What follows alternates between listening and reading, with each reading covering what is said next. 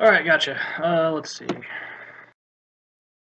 Alright, we are going in 3, 2, 1, go!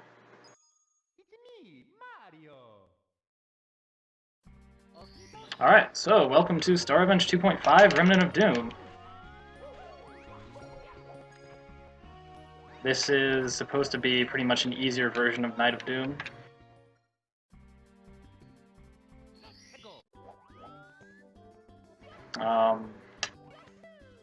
So this is the first level, Blue Haze Valley, and we start off by doing this triple jump wall kick skip onto these pillars here to get there faster. Most things in this game are like fairly straightforward in terms of gameplay. There are no really, we don't really use very many glitches for anything. So it's mostly just straight up movement and not dying.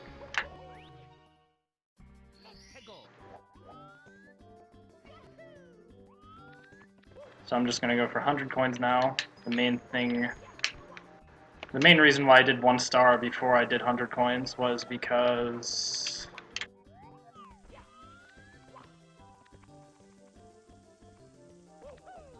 let's see. Because there's a text box that only activates on 100 coin stars at 1 star, 3 stars, and so on. Like the same numbers as in the original game, but he deactivated them for pretty much any star that you get normally that warps you out of a level. You won't actually activate the text box, but for the 100 coin star you will. So you don't want to collect 100 coin stars first, third, 8th, 30th, 50th, or 70th. Other than that, it's fine. So I get the 100 coin stars second, and then I don't get a text box, so I don't lose any time.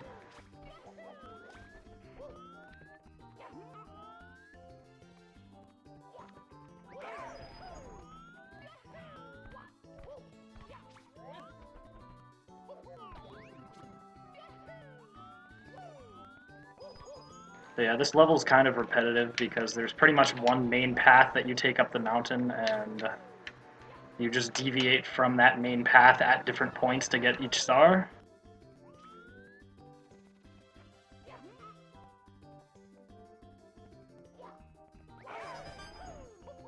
So, yeah. And there really isn't anything very interesting in terms of like skips or anything other than the pillars at the beginning that I've already done twice. Oh, wow. Oh, that's really bad. I was doing so well, too. Now I have to do the pillar thing again.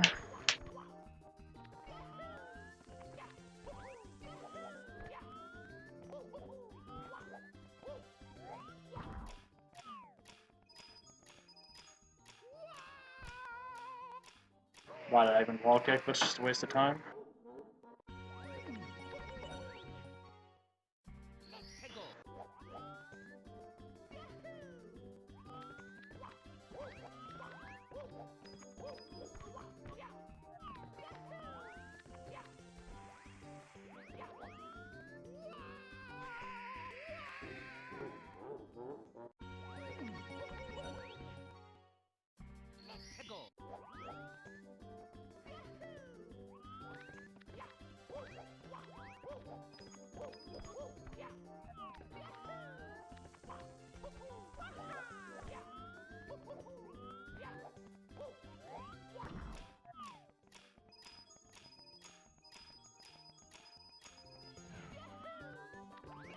Alright.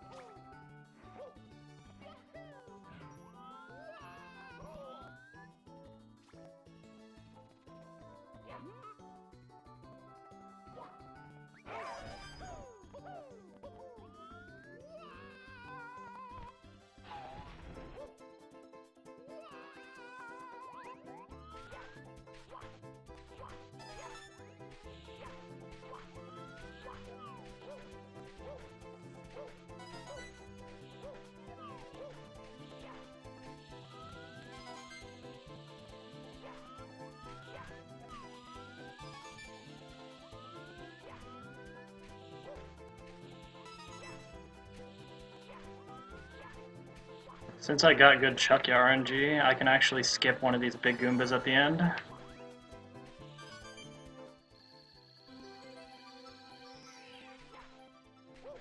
Okay. That was kind of scary because of the camera change.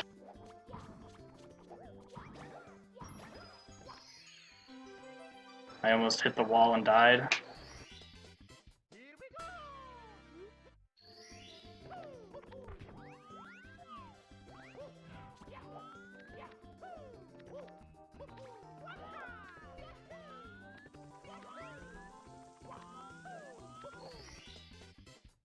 Okay.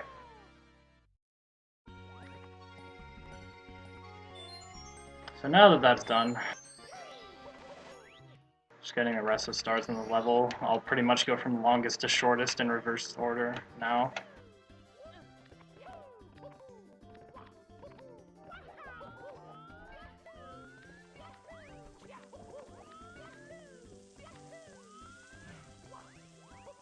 So I'm going to be just doing the same movement over and over again until I get to the top of the mountain, in most cases. Except I've been messing pretty much everything up, so it'll look a lot different future times.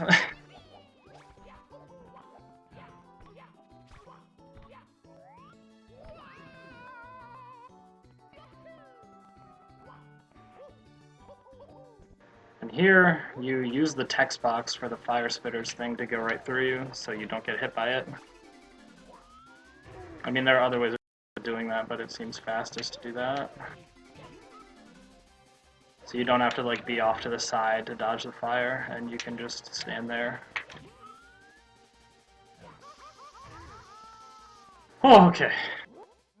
I mean, I know usually I can get hit by that, and if I press A with the right timing, I can just barely not hit the quicksand. But that was pretty close.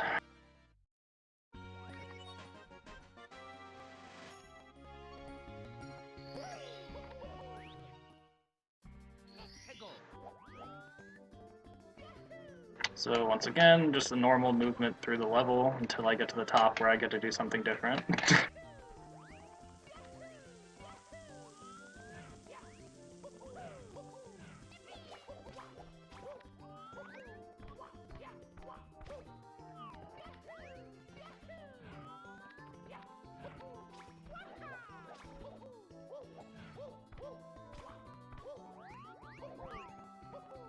I missed the pipe. Yeah, world record is 3:18 by me on, what, Wednesday this week? Right now I'm already losing time from the first split from dying to 100 coins that much. And my first split wasn't even good in my world record, so yeah, this is really slow.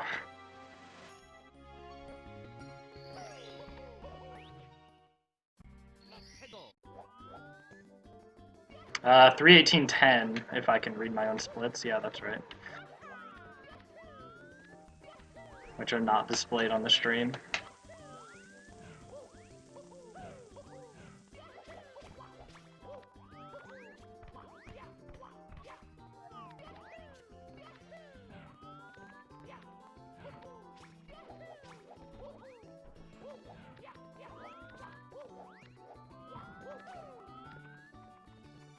I'm probably gonna ledge grab now. Oh, I didn't! Wow. Even with no momentum. I thought there was no way.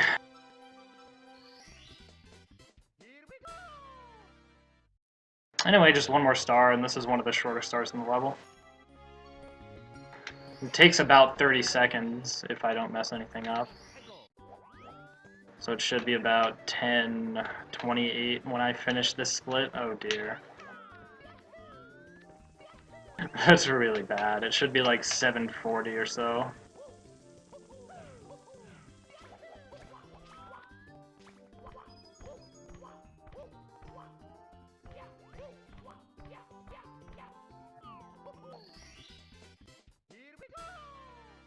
And I guess I was wrong. That was a pretty quick star 3, actually. So now we go to course 2, Hot Frozen Mountain, which is kind of like Course 2 in Night of Doom, but not quite, because it's just a completely new level.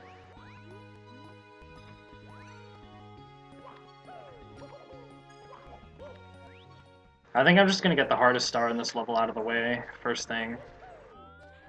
Well, the hardest star to do quickly in this level.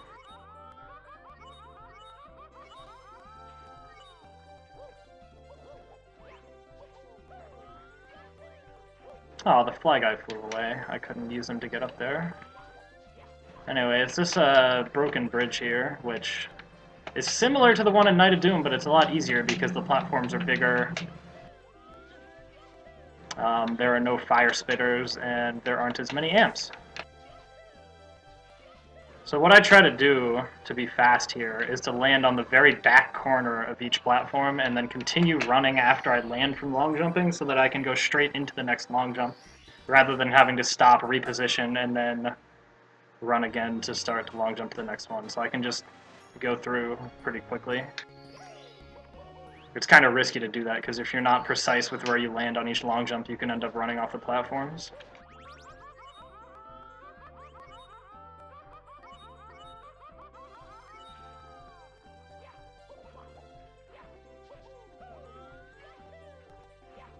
And there's the fly guy strat. It didn't move away this time. So now I just go on these panels, activating them all. Ah, just barely too short.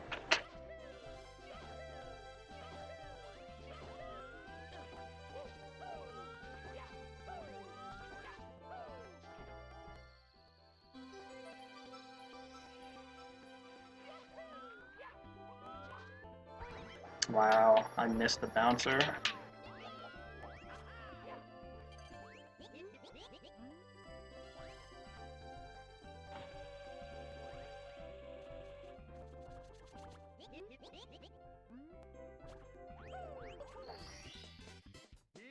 Alright, those 2 stars were not that bad, honestly. That was pretty good.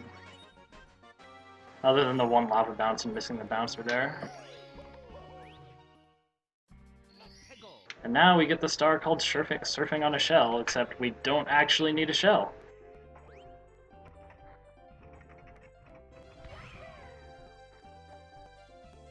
So normally you go around and find a shell on this mountain and kind of like go through this little lava maze here with these fire spitters in the way, but instead we just wall kick through there and get the star.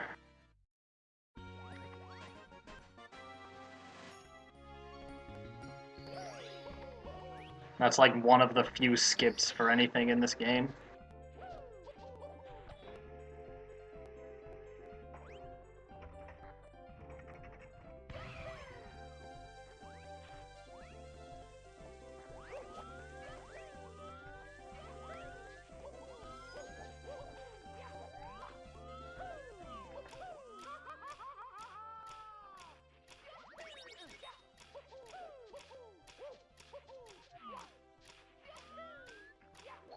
Alright, that was a little slow. I accidentally kicked at one point when I didn't want to. Because if you kick and go too far forward, you can hit a box and that'll knock you back and also destroy boxes, which is not good in that situation. And it also messed with my double jump, single jump rhythm. Like, it made me double jump when I wanted to single jump. So now I'm just going to do 100 coins. Which involves killing a lot of snowmen for their coins, because I guess there aren't that many coins in this level.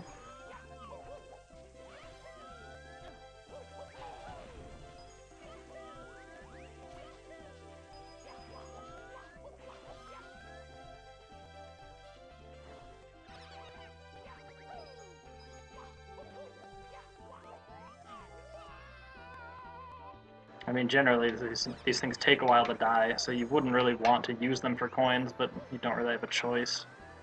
They're everywhere, and, like, coins aren't.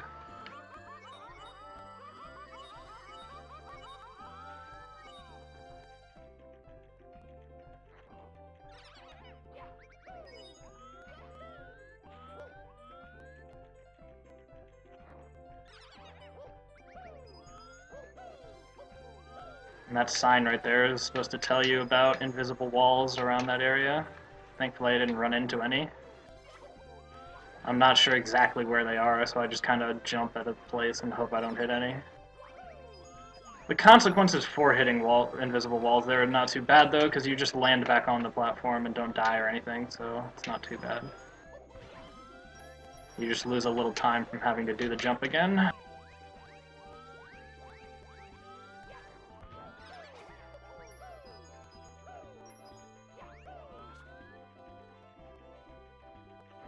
Alright, this looks like a good amount of coins to have. Never seen that before.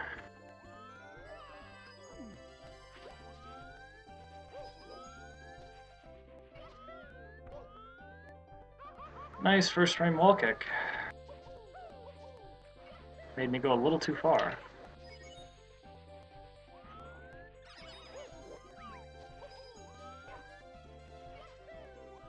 Yeah, okay, 70 coins right now, that's pretty good. That means I only need 6 out of the 7 blues. Getting all 7 is kind of difficult, so I try not to have too few coins for it. Because, I mean, they're just so awkwardly spaced, you kind of gotta do... Like, I'd have to turn left and then jump dive over to the coin and hope I get there before it disappears. But I had enough coins to not need that, so worked out okay. This actually seems to be a really good Hot Frozen Mountain so far, honestly.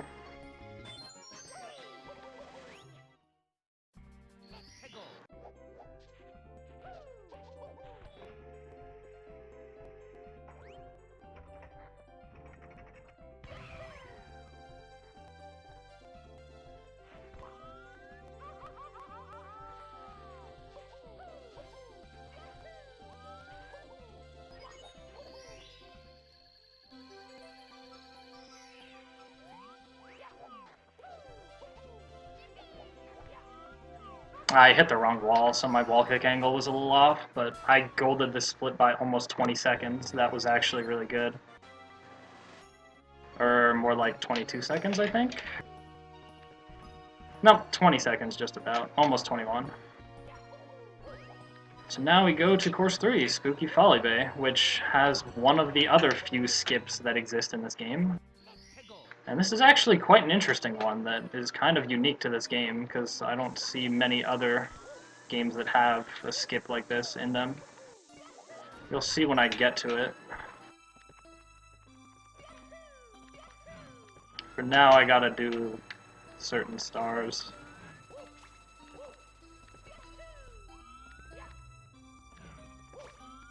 Just all the ones that are good to get from the start of the level rather than from the checkpoint, which is another mechanic in this game.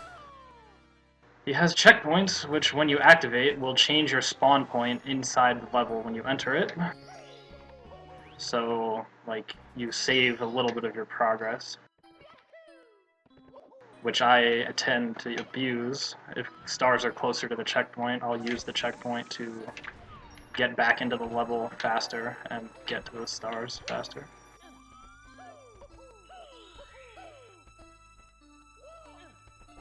Anyway, this is the Thin Tower.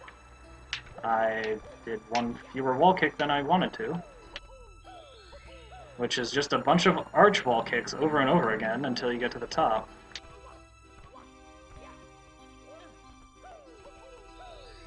So in order, for consistency's sake, I set up by getting a perfect angle with this ledge grab here to be perfectly straight with the next one, and then just from that setup I have a pretty consistent way of doing the arch wall kicks.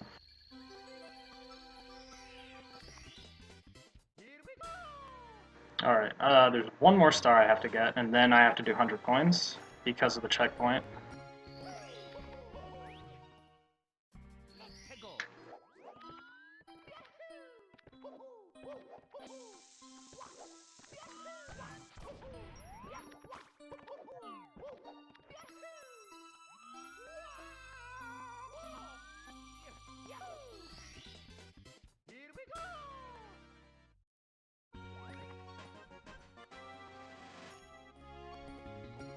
Alright, so now we do 100 coins, which takes advantage of that skip I was talking about, which which allows me to collect a star without losing, or without being warped out of the level.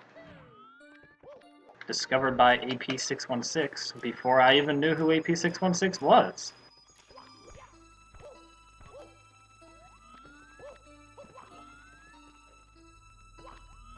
Where is this Chucka? Okay.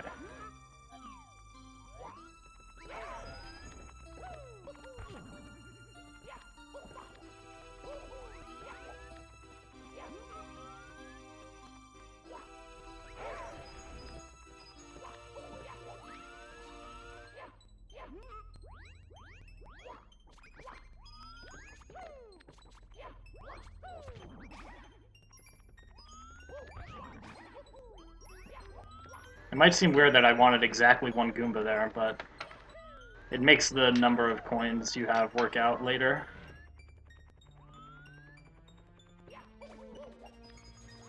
Alright, so here comes the skip. See, there's the star that's above these flip switch platforms, and underneath them is a bouncer. Okay. No! Wow. That's... okay. Gotta get all those coins again.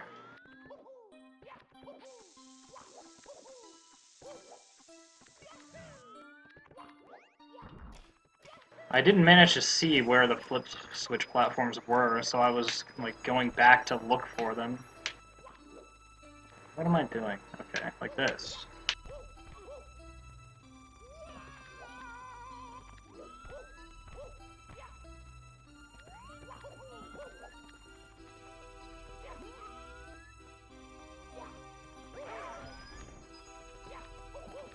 Because I have a specific setup that relies on them being in a certain position when I make my first jump to get to the top quickly. But for some reason my camera just wasn't in the right place to see them as I was passing by, so I couldn't adjust my movement in time, and I had no idea what position they were in, so I had to look.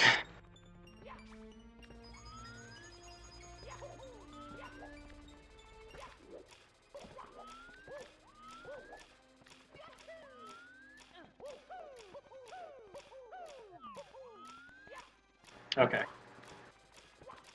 Alright, I have this now. If I could get my triple jump at the right angle. Anyway, so... the platforms have to be on blue, then you can touch the star at the very edge and land on the bouncer when you're falling down, and that allows you to collect the star without entering the star dance animation and warping out of the level. So now I can continue on my way with 100 coins. With that star already collected. But when you collect a star while you're in the air before you land, the music in the game cuts out before playing the like star dance sound. So it makes this level kind of strange, just with no music after collecting the star, because the animation got cancelled.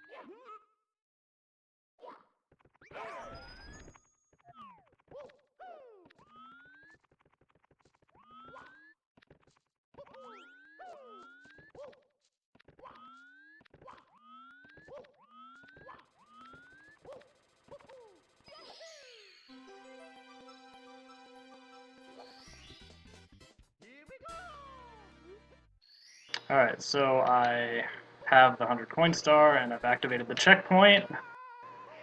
Well, I guess it's not really that big a deal that I died there. Because I already got the 100 coin star, so I don't have to worry about that. And I spawn back at the checkpoint anyway, which is a lot closer than the start of the level. And all the stars I have left are better from the checkpoint.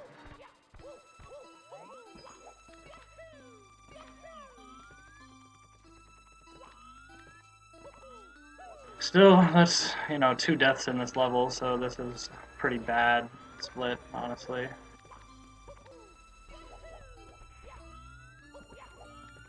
But I kind of expected a bad early game to happen in RSGQ, because I can't just reset when something goes wrong.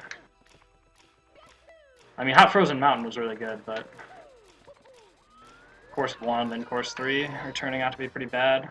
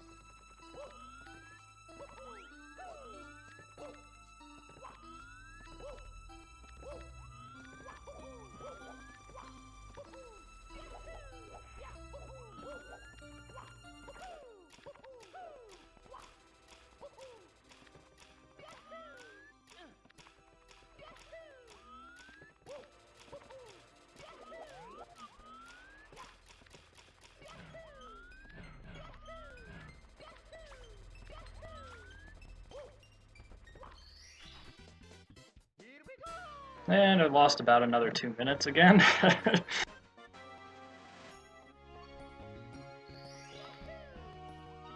But, I mean, that's nothing compared to the difference between world record and estimate anyway, so, I mean, that's why the estimate's so long. Things can go pretty wrong.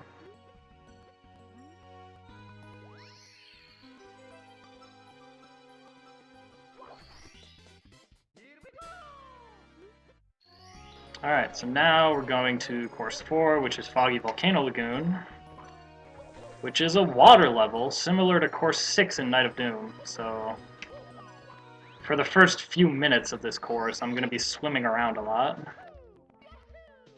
But then for like most of the second half of the level, I'll be doing stuff above the water. But first I have to open the cannon bomb so that I can use the cannon to get to the top of the cliffs around the water.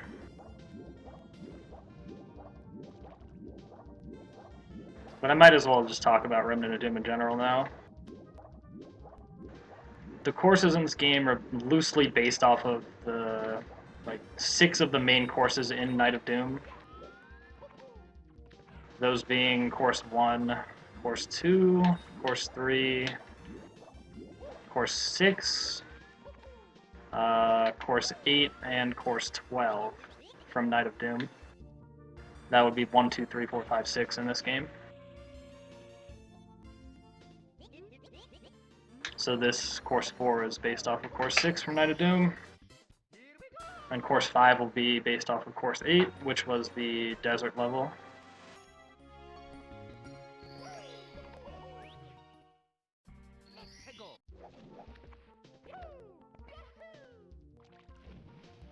Although the levels do look like a lot better aesthetically, at the very least. And they are a lot easier, so I say they're just loosely based on the levels from Night of Doom because they don't really closely resemble them that much. I would say the main structure of them is roughly the same though. Or at least the layout of them in general, although there are some minor differences that you can notice if you're paying close attention.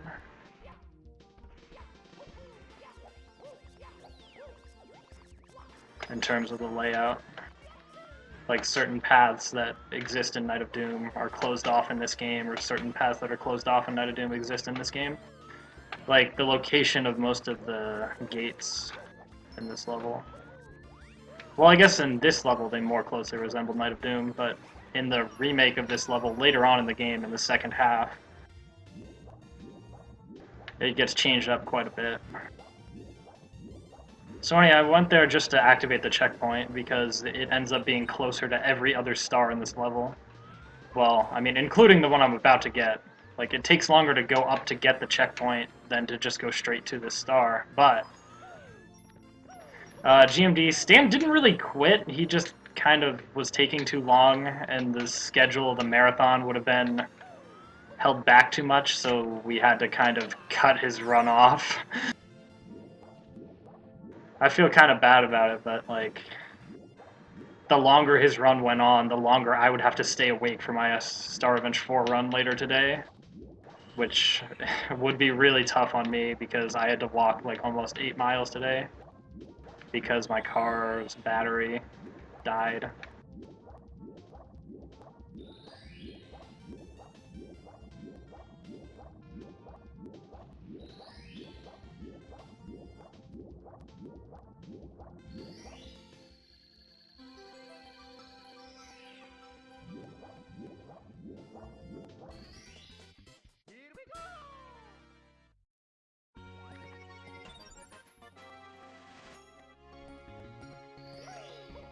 Alright, now we can get 3 relatively fast stars from here.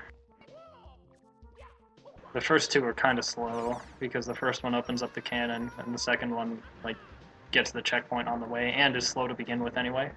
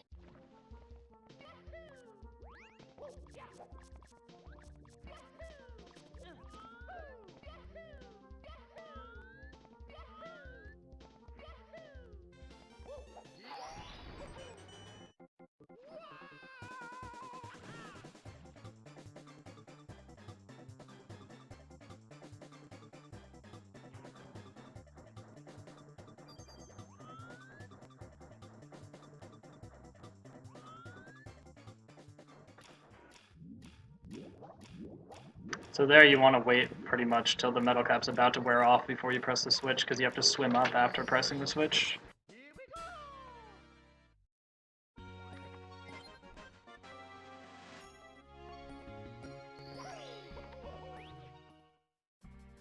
Now for this one we get some slick sliding here. Let's see if I do it well. This looks good. Yeah, 3 jumps, okay. And then this nice slippery and hot path that's over lava. I guess that's why it's hot. It's not really slippery, but I don't know. I guess the star name just calls it that because... You know, being careful is for slow people, so we just kind of long jump all over the place.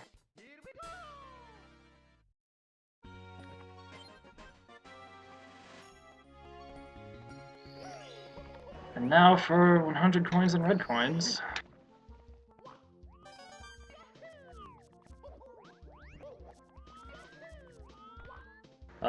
Okay. That's not good.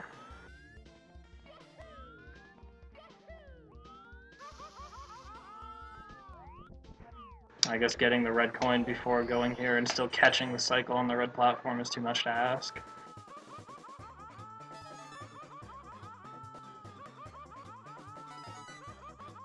So, interestingly enough, that metal cap that I used earlier to press the switch down for that other star ended up being used for these reds here. It's kind of a nice design, having multiple purposes for the one-time use metal cap in the level.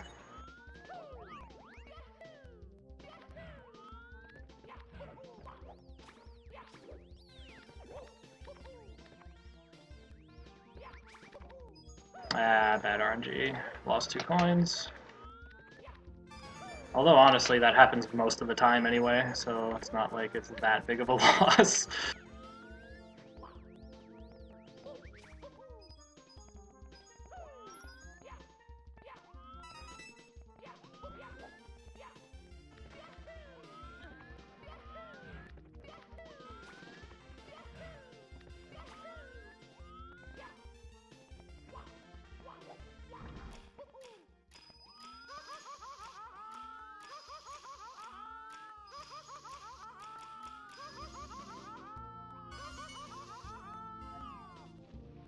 Now we have to hope we don't get eaten by a fish. It looks to be fairly safe right now. They don't seem to be going after me.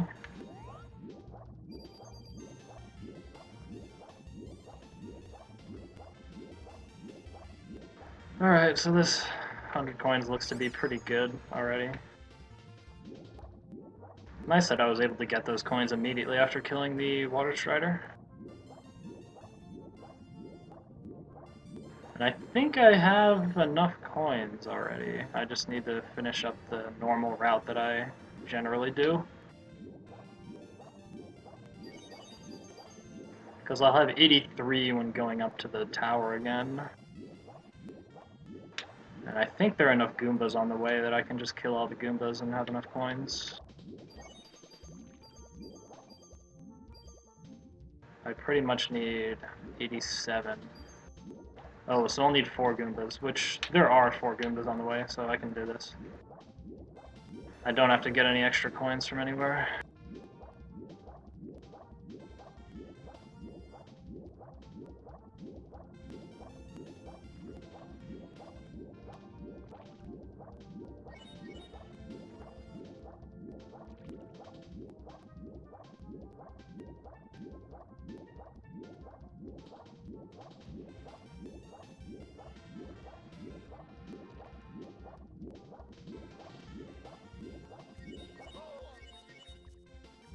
Oh, okay. I thought the fish was coming to eat me, and like if that happened while I was in hit stun from the water strider, there was pretty much nothing I would have been able to do.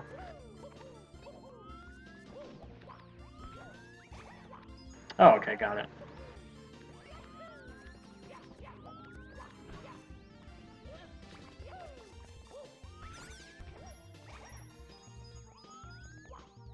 Oh, okay. His zone is a little weird. Alright, that was a pretty decent level. Like, not as good as my gold split, which was my PB. But nothing catastrophic happened, really. So I just have to get this last red coin.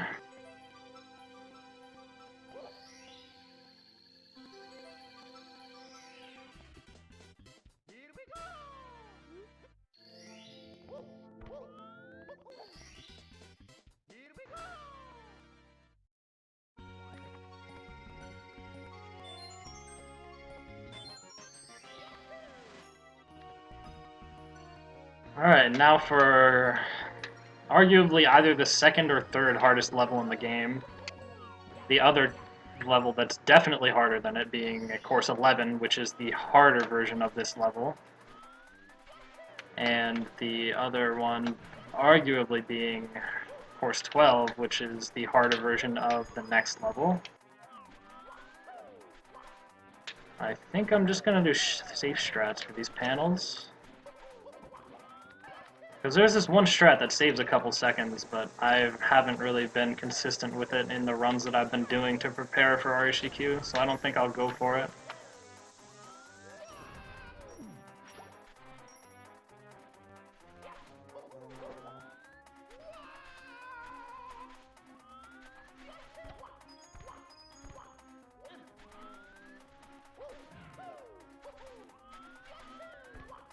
So what you can do is like continue the wall kicks here and go all the way to that panel up there that I'm about to get to, like this. But you have to have like a very precise angle and like influence your aerial drift just the right way. And it's kind of hard to do. I can't really consistently get the right angle for it, so...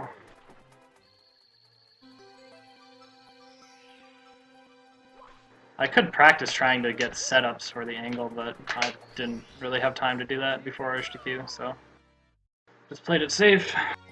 Did the normal strat.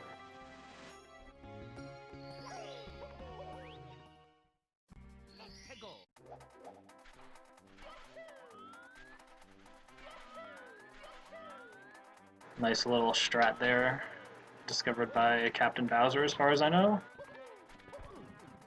Back when he was routing the game for 66 star, when he thought he would have to do it for the Scrubs Challenge before To the Moon came out.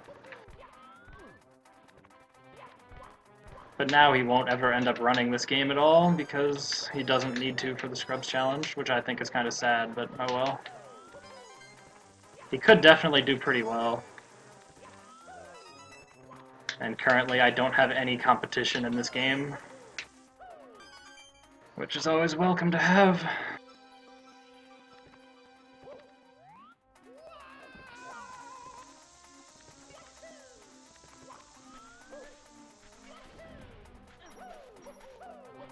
Now let's see if Klepto cooperates. No? Come on. Okay, what? He missed again. Come on. Got him. Alright. Now he can't steal my hat during the Star Dance animation. Oh, the Star Revenge Challenge being, running one of every number of Star Revenge games. So like 1, 2, 3, 4, 5, 6, 7, 8, but you can replace like a 0.5 with something if that 0.5 exists. And then you have to do the any percent intended star count category, which used to be about a 10-hour, or it can be done in under 10 hours before To the Moon came out, or back when I ran it a long time ago, which was before Star Revenge 5 came out and before Scepter of Hope 1.2 was out. My time was okay for those things, but since then, from changes in the series, new games being released, or different versions of current games being released, it should be a lot faster. And actually, we have a lot of people that are doing a race of the Scrubs Challenge pretty soon.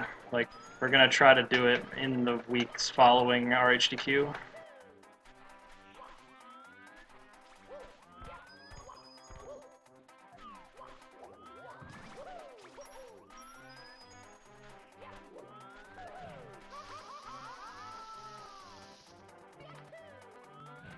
So the time for that should be a lot better than my run a long time ago.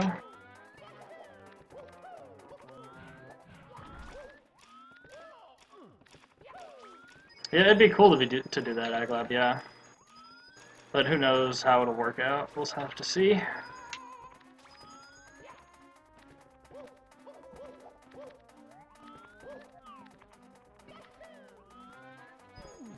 So anyway, I got the first 3 stars in this level because they're all faster from the start. But the last 3 stars in the level are better from the checkpoint, and of course, once again, we do the 100 coins on the same time we activate the checkpoint, because we're pretty much going through the entire level.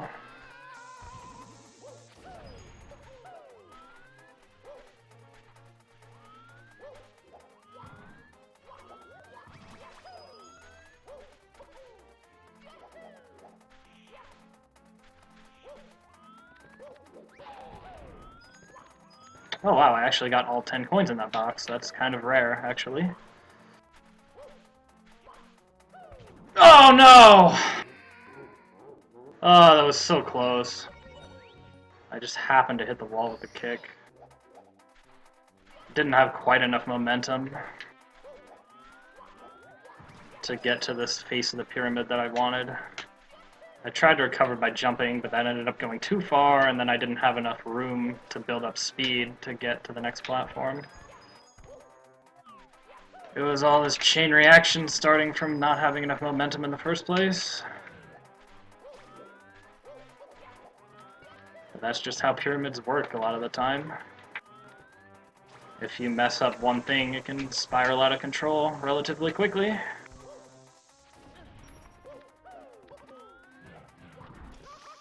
I almost saved it, is the thing, but not quite.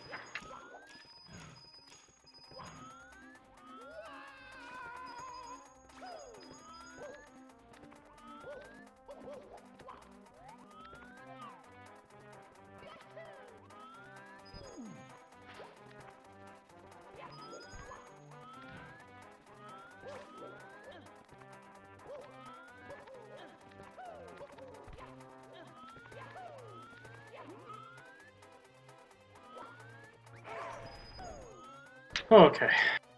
Kinda had a bad angle when throwing that chuck, yeah, so some of the coins could have like gone off the edge and then I would have lost them. And this route is actually really tight with coins, so it's good not to miss any. In fact, because there's so many chuckas and other things that you can miss coins from, I tend to grab any bomb that I have the opportunity to grab the coin from. You technically don't need them, but if I ever miss coins from chuckas, I'm going to need them, so it's nice to have extra. Like this chucka here, you can miss coins from a lot of the time, honestly. Like that's one there that I just missed. But I had that extra from the bomb, so things are okay. Now it might look weird for me to like long jump sideways like that, but I do that to avoid an invisible wall because there's an invisible wall around there and I don't want to hit it because if you do, you die. And it's not good to die in the middle of 100 coins.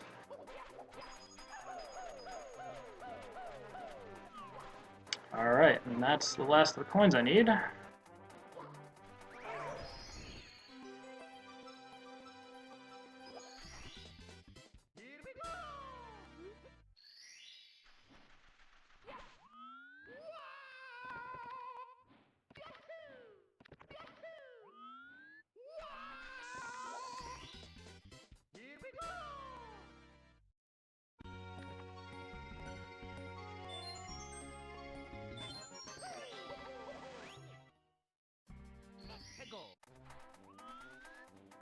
So now there's a nice strat with these pyramids, but I kind of messed it up there. Yeah, I'm dead. I didn't have enough momentum somewhere. My angles got all messed up.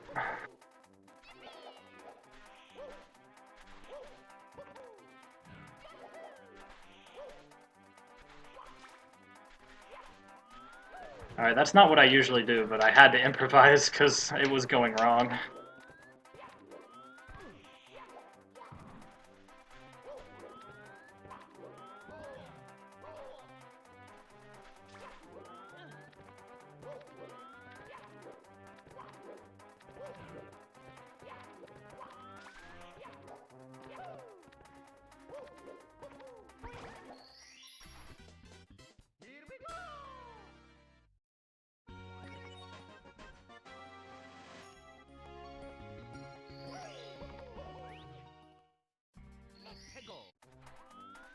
Well, I mean, if Stan had practiced 152 more instead of trying to get 90-star world record for the longest time, he probably would have done a bit better. I don't know. It's all because he made that deal with Moplop. Like, he only practiced, like, the day before, and that's it. Like, you need a lot more practice than that for something like a Night of Doom 152.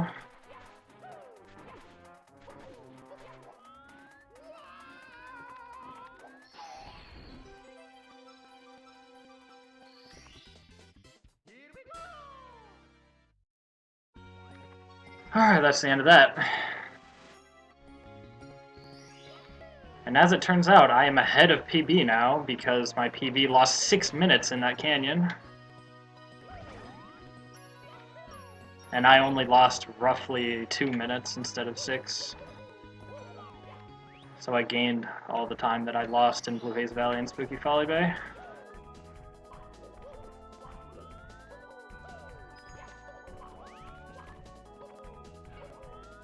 Anyway, this is Rainbow Space, which is a remake of Rainbow Drugs that's a lot easier.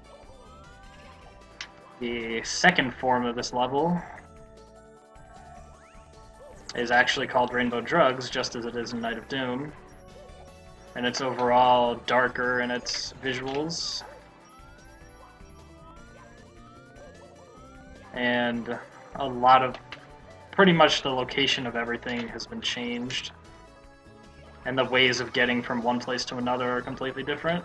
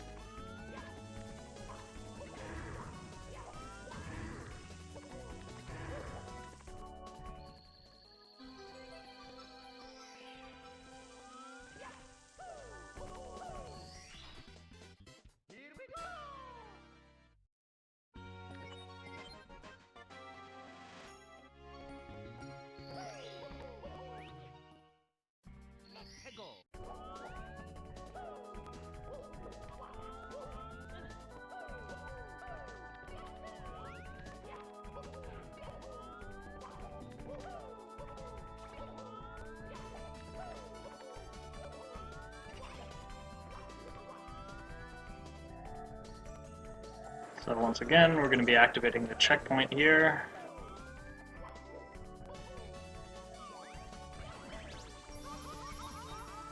Since the rest of the stars are all past this point.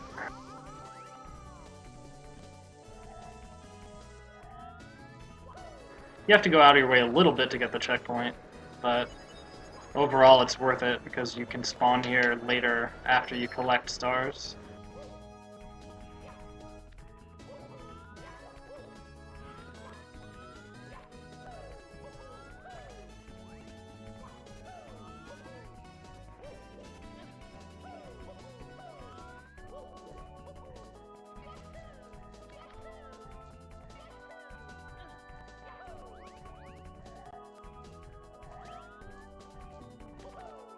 Wow. For some reason Mario kicked instead of dived. Doesn't really matter, it's just a little slower, I guess.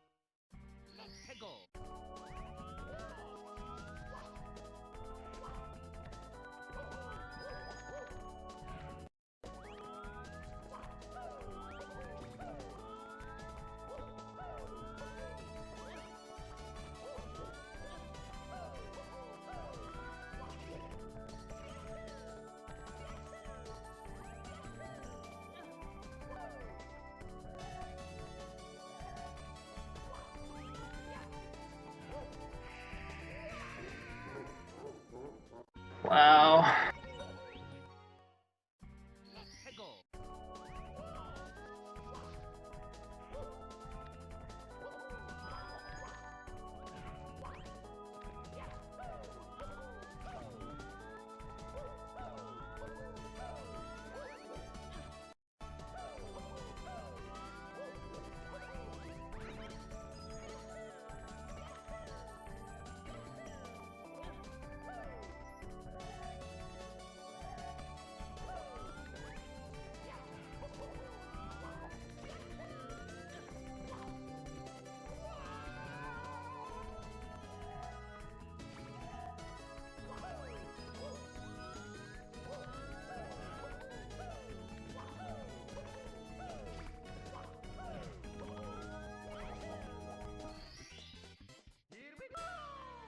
Alright, so now we'll do the 100 coins with secrets now.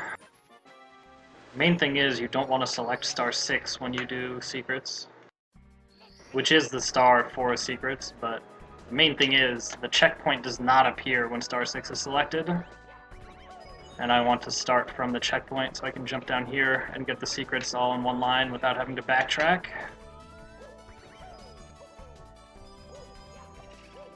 Because normally from the start you'd have to come from the warp to this place and then go back and forth along this path, but from this way we can just... And since you have to jump down here anyway to get that secret,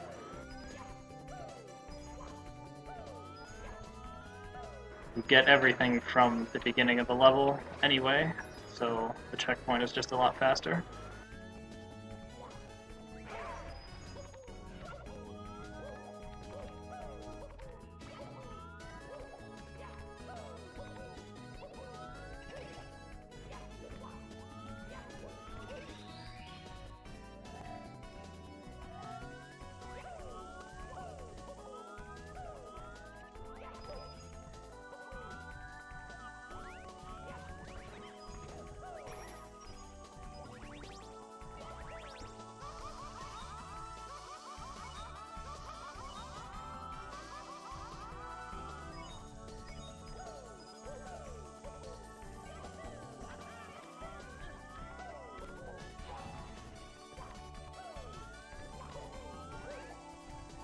I guess I never introduced myself.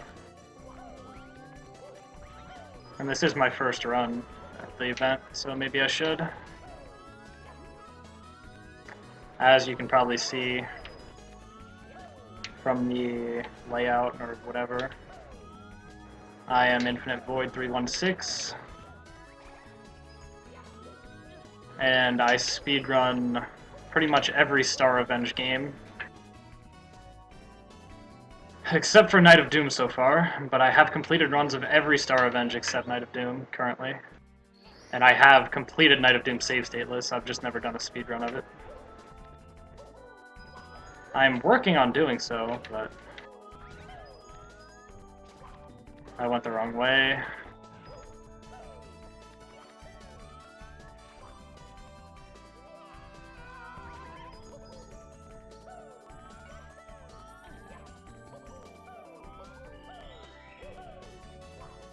But I need a lot more practice before I can do a Night of Doom 152. I mean, you saw... Well, if you saw the Night of Doom run at this event, you saw how hard that was. And even someone as good as Stan was having that much trouble with it.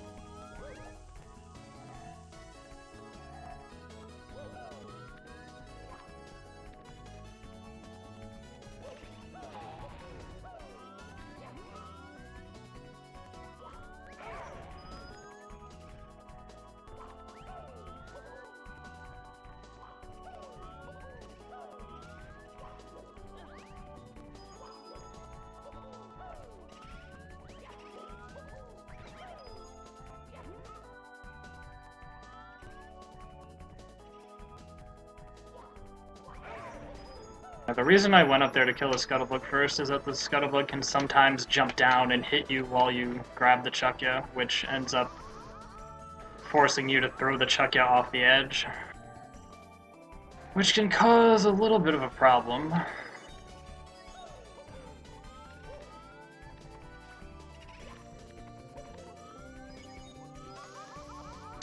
Only got 3.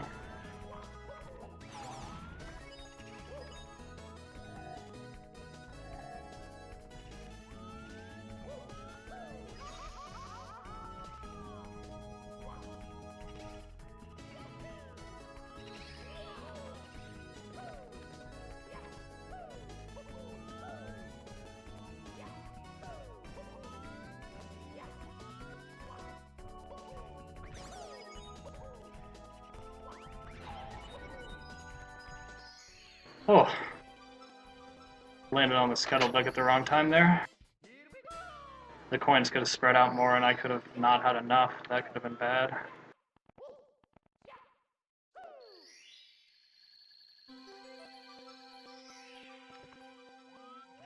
I wanted to hit the box and then double jump up to get all the coins immediately before they can spread out.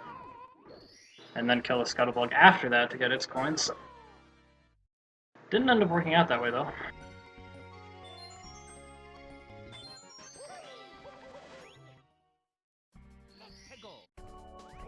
Alright, so one more star here, and then I'll be done with all the first 6 courses.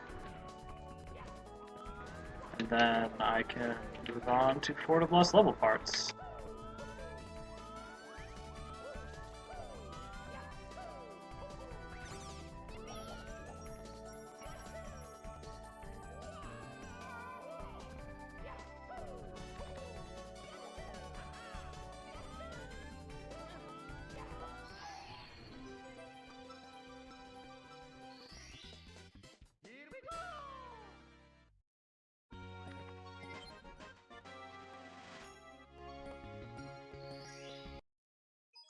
Alright, so the reason I reset there was so that the game does not crash in 4 to less level parts, because if you enter 4 to less level parts after entering any other level in the game will crash in there if you look a certain direction.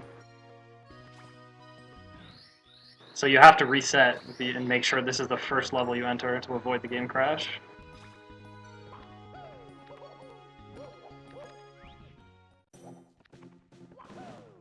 But anyway, this is 4 to less level parts, which is just fragments of levels that are not in this game from Night of Doom. This first one is a remix of Blue Nightmare Sky. That ends up being a lot easier due to things being rearranged, there being less quicksand than normal, and the jumps are just overall easier, I think.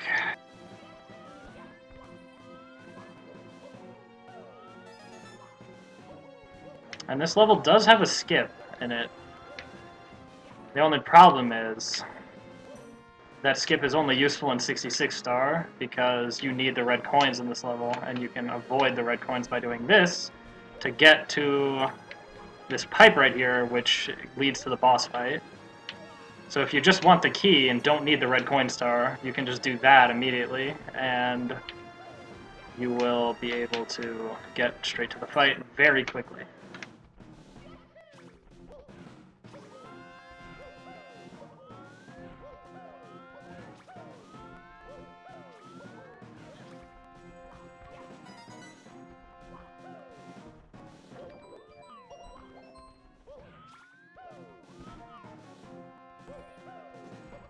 Anyway, this is a fragment of Course 7 from Night of Doom. This big tree here. Then the next section I'm going to do is from Course 11 in Night of Doom, Dat Letters. As you see, it's just things shaped like letters with various amounts of quicksand covering them.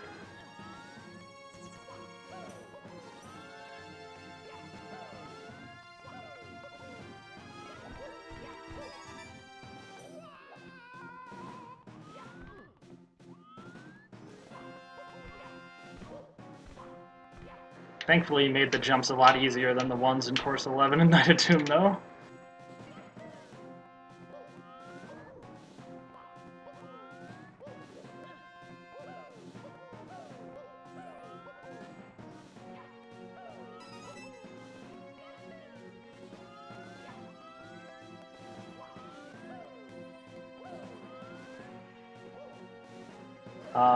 Okay.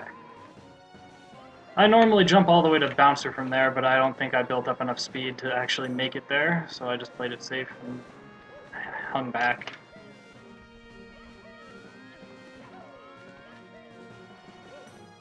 And this part is the Green Tower from Course 10 of Night of Doom, except there's no toxic gas, which makes it a lot easier because you're not under time pressure. And instead of the non-ground surface being quicksand, it's only lava. So it's overall much less dangerous than the Green Tower in Night of Doom, which makes it a lot easier.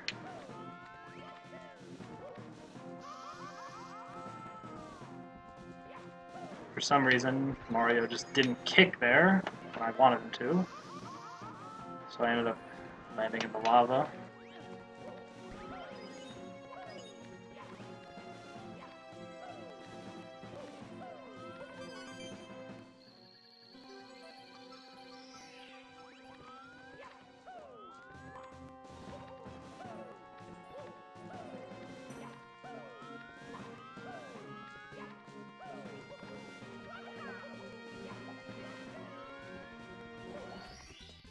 Alright, so I got the red coin star, so now I just go to the fight. Oh, luckily the bully pushed me into the bouncer instead of away from it. So this Bowser fight is probably the hardest Bowser 1 fight that is actually a Bowser fight to ever exist in any ROM hack, as far as I know. Because there are fire spitters and amps and quicksand. Like, normally the arena isn't changed at all, so there's no quicksand anywhere.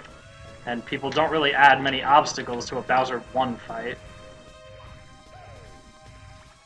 Why won't he stop to breathe fire? Come on! Alright, I didn't activate the fire spitter, so I can just grab him now. I would normally have to, like, abuse the way grabs work in order to avoid the fire spitters. I think no, I didn't touch the tail.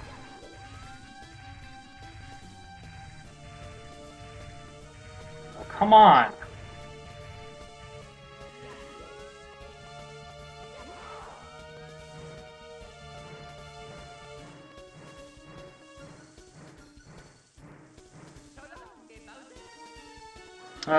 The fact that I can't do Bowser throws is happening.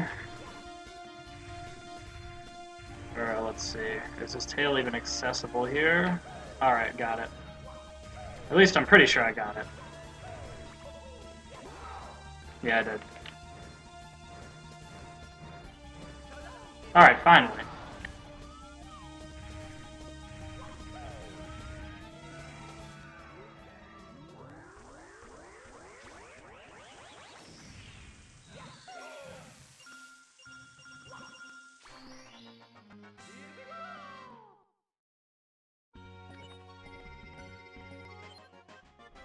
Alright, so now that that's over, which is one of the harder levels in the game, if you do the red coins with it, anyway.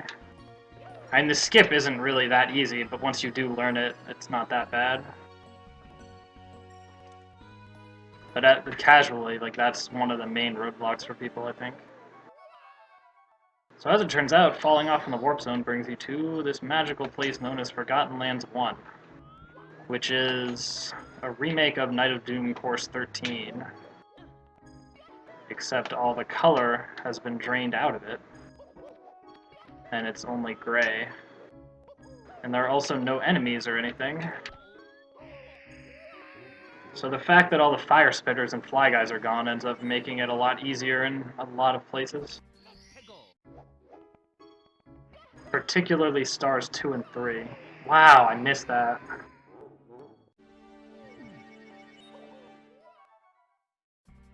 But there's that same secret passage, just like Course 13 and Night of Doom. Just a discolored patch of quicksand that you can jump into to get a star.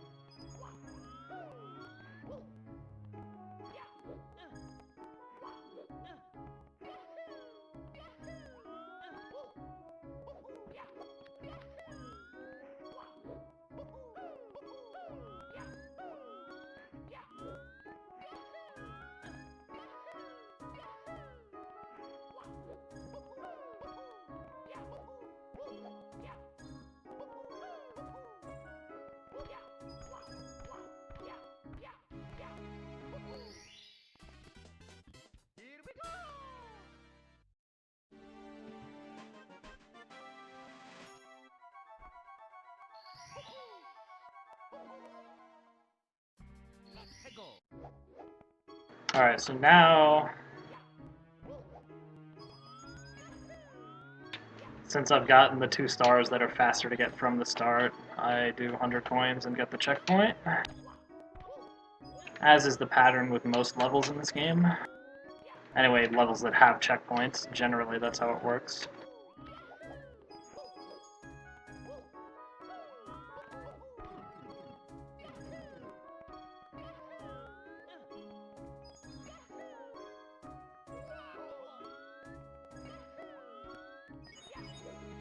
Why did that side flip go the opposite direction I wanted it to?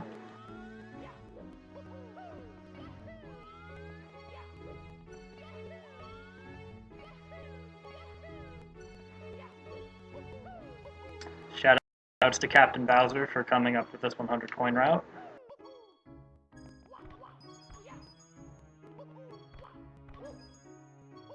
Even though I technically can't skip 1 coin, like, you gotta get it for the memes, because while you're on this elevator, you will have, guess how many coins?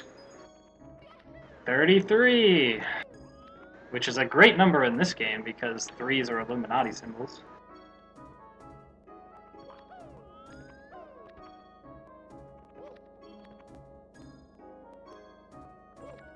Oh, I can actually do Forbidden Zone at the end, because technically you can finish the run by doing Forbidden Zone due to some new rules that came up with in general for SM64 hacks.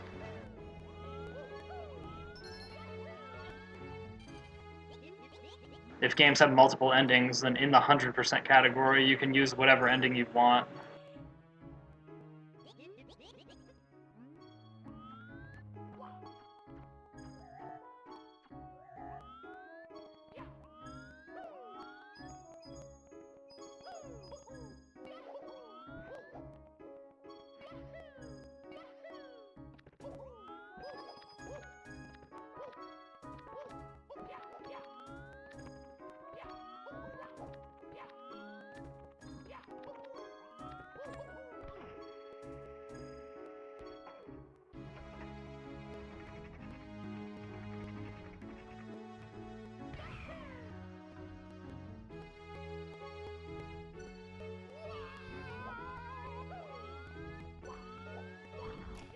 So now this blue coin switch gives 50 coins, which is half the amount that you need to get a 100 coin star.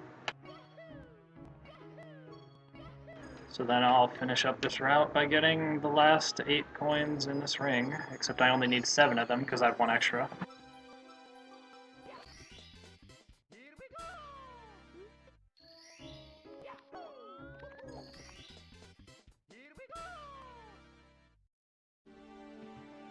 Alright, so now that I have the checkpoint activated, I can get to most of the other stars fairly quickly.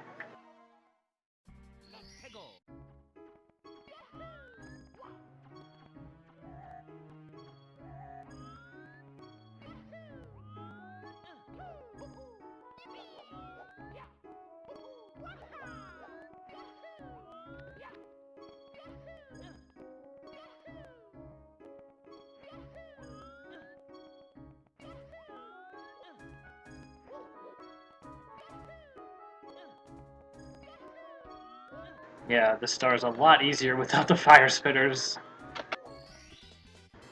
forcing you to dodge them.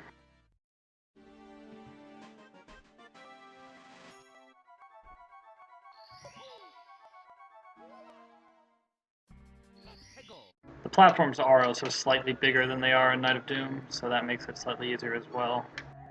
But I think for this next star, the star is exactly the same except for the fact that there aren't any fire spitters.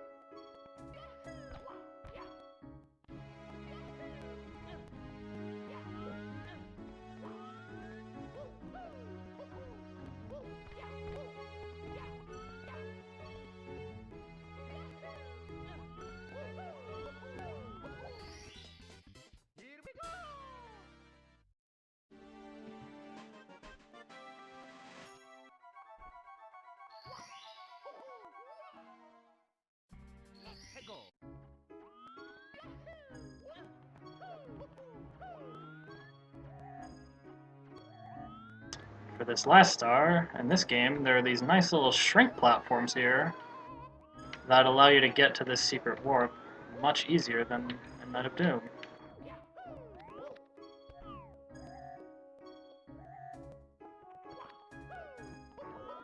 Well, I guess in Night of Doom there's a box switch, but no one uses that. Alright, so now I just get these Warp Zone red coins and head off to the second half of the game.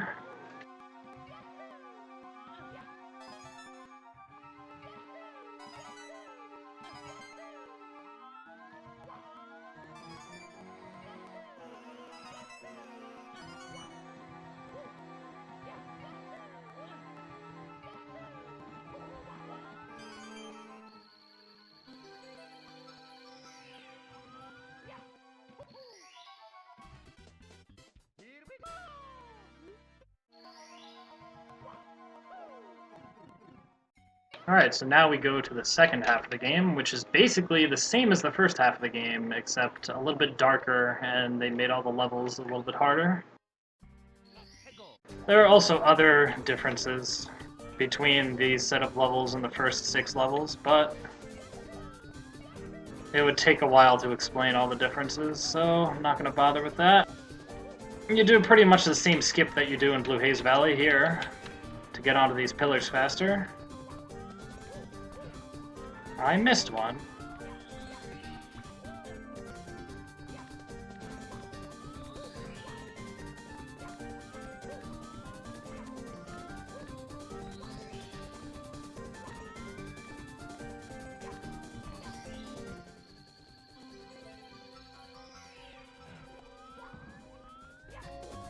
So yeah, the fact that the camera like looks at the star and has that cutscene and will change angle on you can kind of be a problem if you're not like expecting it to happen and don't know where the camera will go. But once you get used to it, you can find a way to like guarantee that it'll work.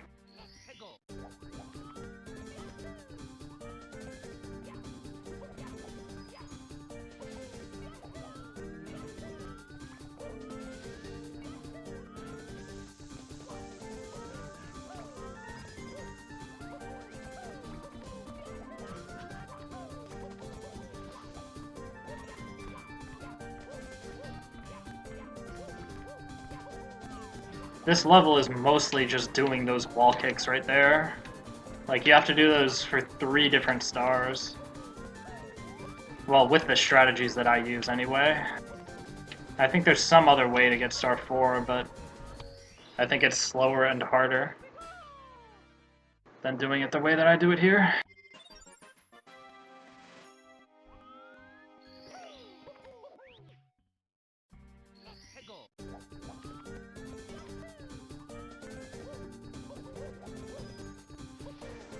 Well, QQref. The funny thing is that in To the Moon, he does the same exact thing with the first 3 levels. Courses 4, 5, and 6 are just remakes of courses 1, 2, and 3. So the joke's on you.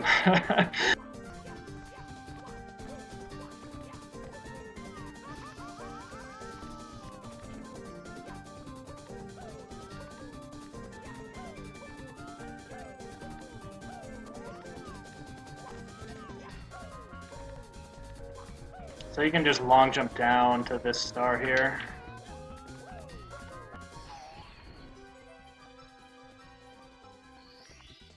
I don't think that's the way Brodude intended you to get that star, but that seems to be the fastest and most consistent way.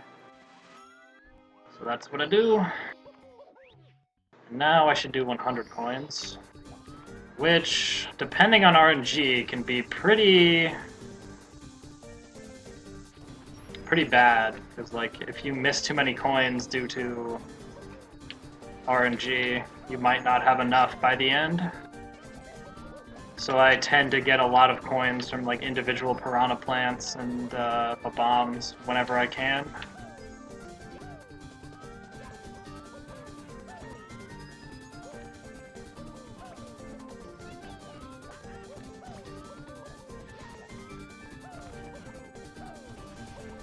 I missed that coin, whatever.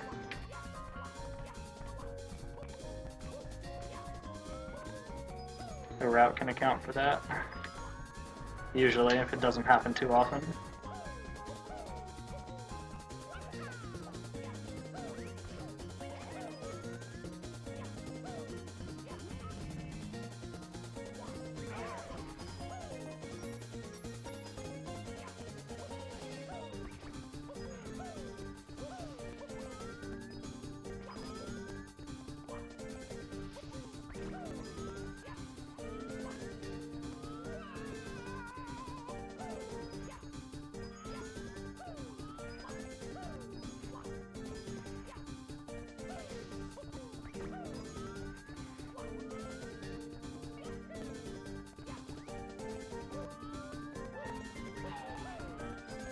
Oh good, I got all of those.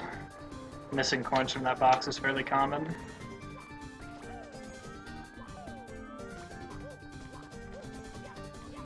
So I have a decent number of coins right now. So even if this Chucky here falls down the slope, yeah, that usually happens, so I basically don't account those coins into the route. Because if he falls down and you need those 5 coins, you kind of gotta go down there and get the coins and then come back. Let's see. I'm fine. Okay, I can live. That was stupid though. I have to climb back up here again.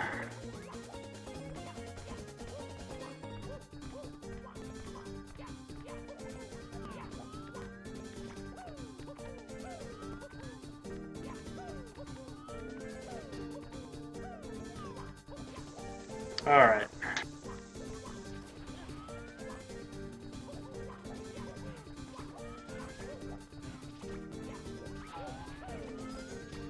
How many did I just miss? Okay, 3. I think there are enough piranha plants to fix this. There should be one over here, as well as one down here. Yeah, that's another risk of this route.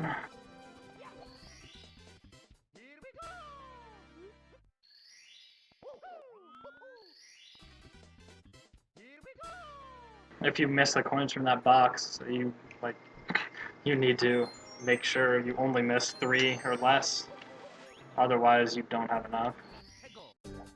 Alright, so now red coins, which are significantly different than in Blue Haze Valley because the shell is down at the bottom of the level instead of at the top. Which is why I didn't do red coins with 100 coins, because all the red coins are down here. And I don't need to climb to the top of the level in order to get the shell to get the red coins. And since the blue coin switch is all the way at the top, and I'm going to need that to get 100 coins, it's better to just get them on a star where I have to go up to the blue coin switch anyway.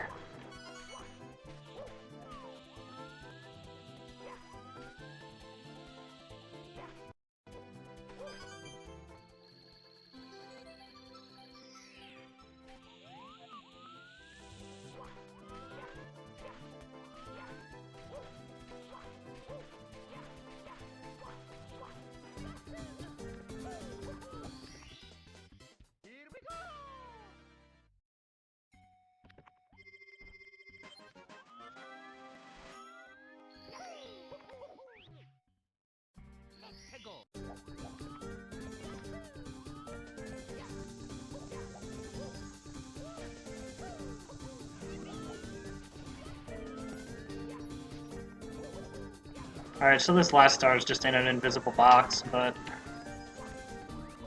I mean, it's kind of obvious where it is if you know anything about all the other versions of this level. I mean, what else could that platform be for, right?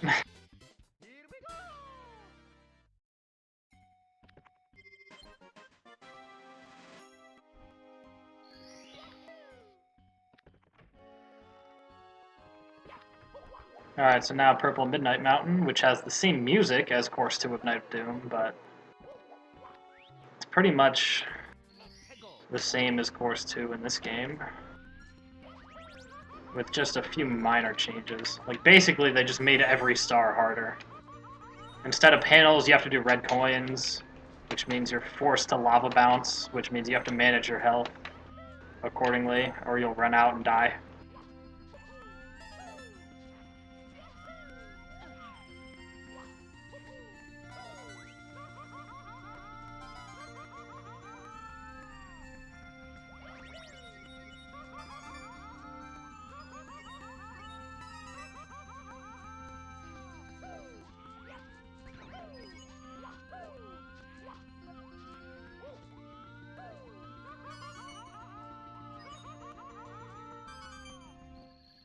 Alright, that was pretty good.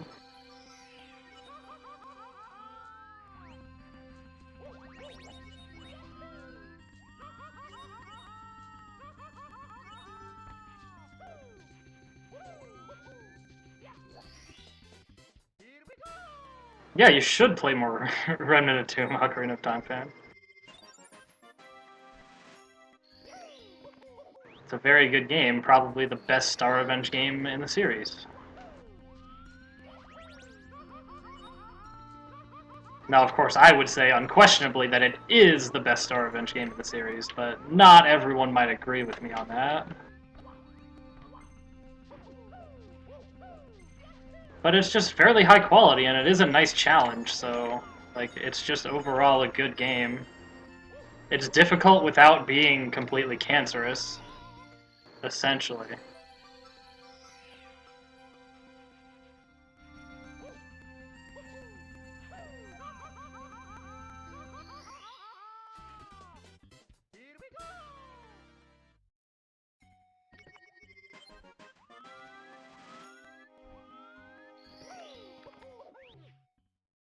Okay, Nano, I'm not going to say that, though, because it's not true. But I do see that message.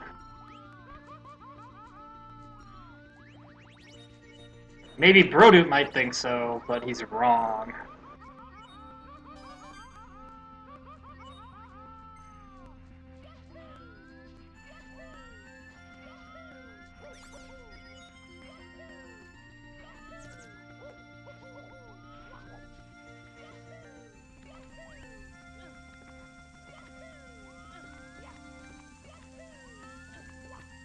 The one thing about this hack is that it is literally the last hack made before Brodoot started using parallel cam in his hacks.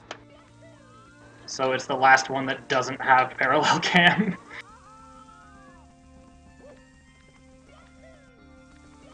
But it doesn't really need parallel cam because the Mario cam's so good anyway. That wall kick gaining height cam is so good on Mario Cam, dude. I think this was the first game to use the Mario Cam thing, but it's very helpful here as well because it allows you to have good camera while you're doing wall kicks, which you have to do a lot of in this game. So being able to have good Mario Cam that doesn't go directly underneath you while you're wall kicking is very helpful.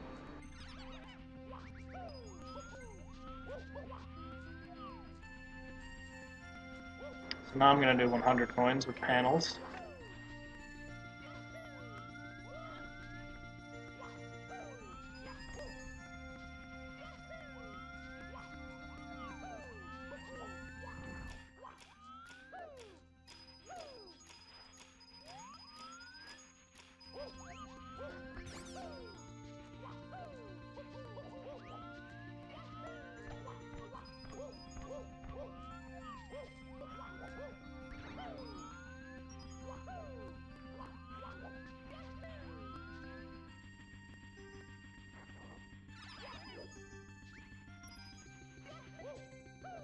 Wow! My long jump got eaten by the tree root. Insanity.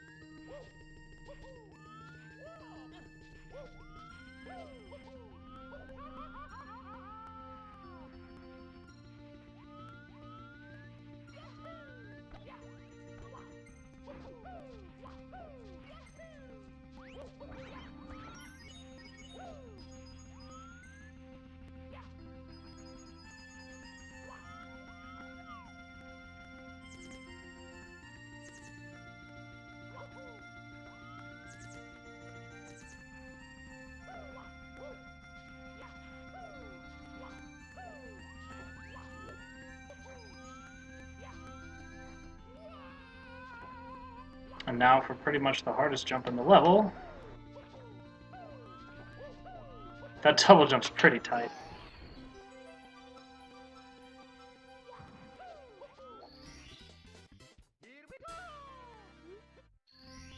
Oh yeah, the D-pad movement and TTM with the camera is actually really good, Aglab. I use that for certain, like, wall kicks. Like, if you're facing straight on, or like, you know how if you go 45-degree angle from a wall, you can't wall kick off of it? I generally use the D-pad to turn the camera just a little bit so that you can, like, go straight forward and wall kick at the exact angle on the wall that gives you the optimal way to do a wall kick ledge grab. I use that in a few places, like in Sea of Connection and in Paper Jam Meadows at the end.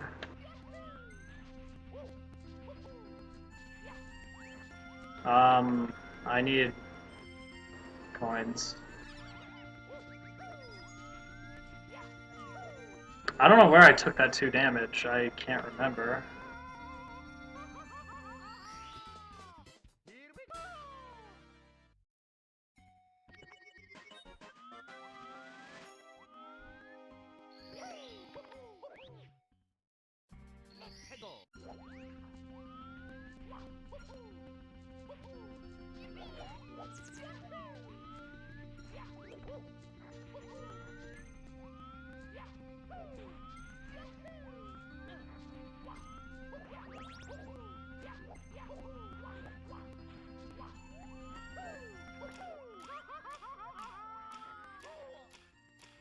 Shoutouts to the Time Loss for this consistent box strat.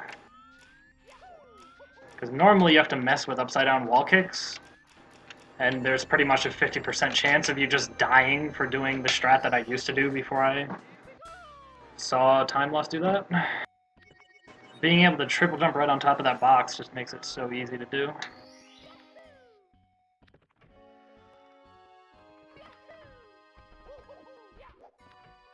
Alright, now we go to Sunset Lava Bay, the ultimate meme level. Because it just has the best music ever.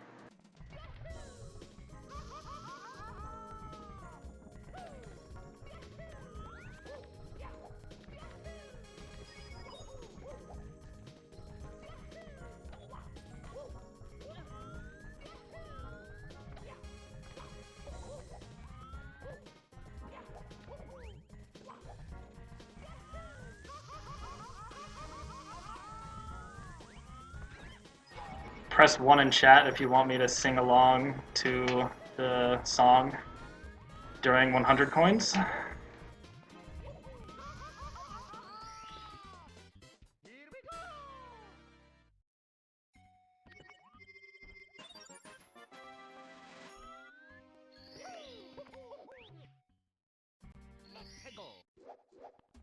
You really can't hear the game audio?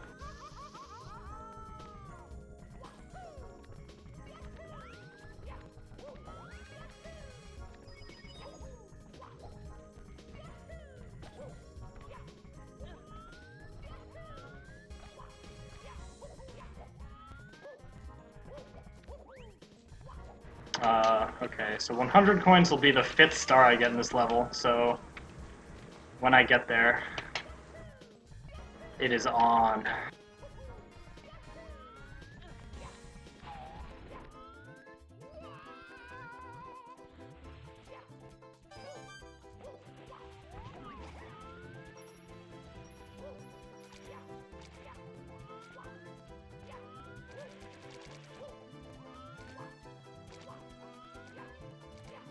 Oh my gosh, that was so close to dying. My angle was almost way off.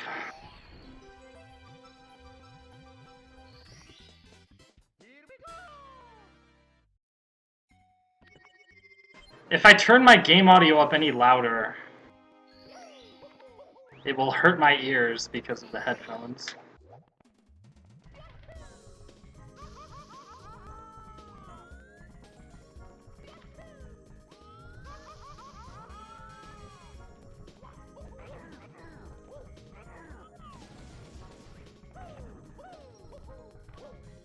But anyway, this is Terror Tower, the sequel of Twin Tower, or Thin Tower from Course 3.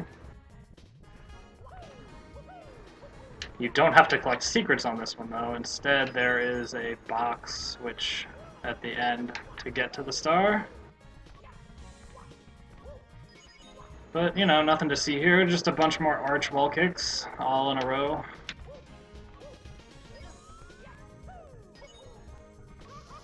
Oh. Fell a little too low with that double jump. Not enough momentum. Ah. Not like this. I missed it again. Okay.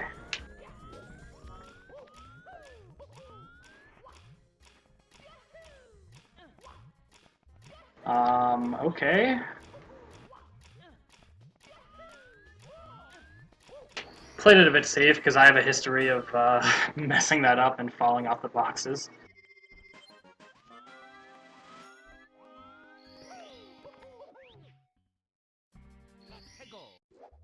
Alright, one more star and then we're up to 100 coins.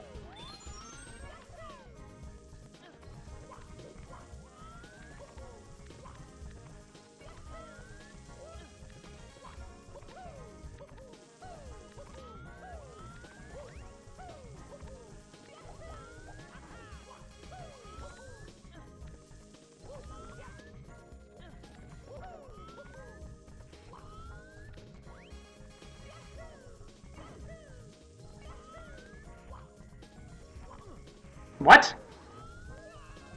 How did I bonk against that wall? I shouldn't have had the angle to do that.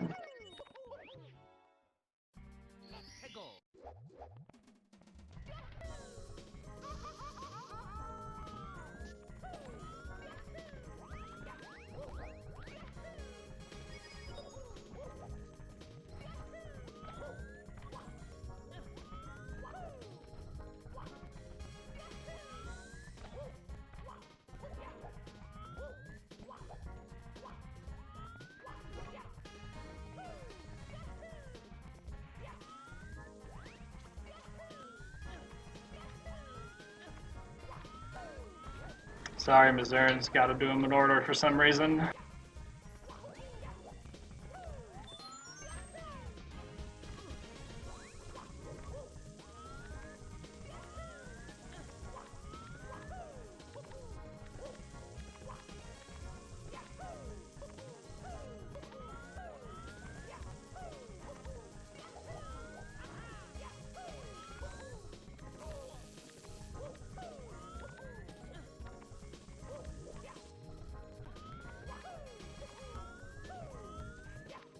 Yeah, there's not really any reason, Nano. That's the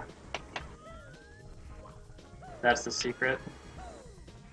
I just do stars in order for some reason.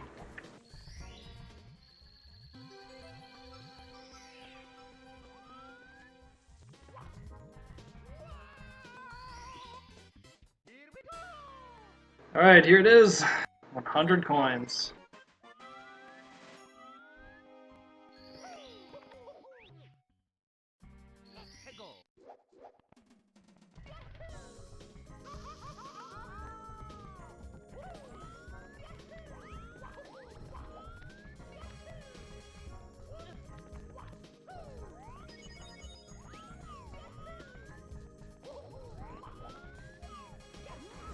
We're no strangers to love. You know the rules, and so do I. But for commitment's what I'm thinking of. You wouldn't get this from any other guy. I just want to tell you how I'm feeling. Gotta make you understand. Never gonna give you up. Never gonna let you down. Never gonna run around and desert you. Never gonna make you cry. Never gonna say goodbye. Never gonna tell a lie. Hurt you.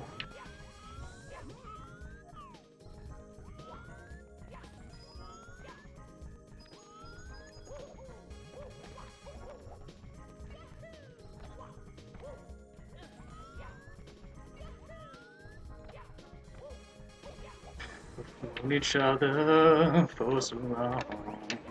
Your heart's been aching, but you're too shy to say it. You don't know what's been going on. We know the game and we're gonna play it. And if you ask me how I'm feeling, don't tell me you're too blind to see. Never gonna give you up, never gonna let you down. Run around and desert you. Never gonna make you cry. Never gonna say goodbye. Never gonna tell a lie and hurt you.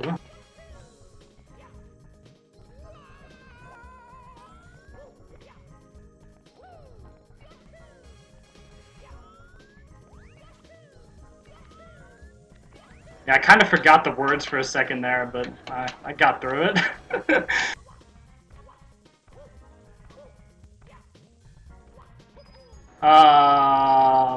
Too many coins. Let's see. Goombas? Goombas.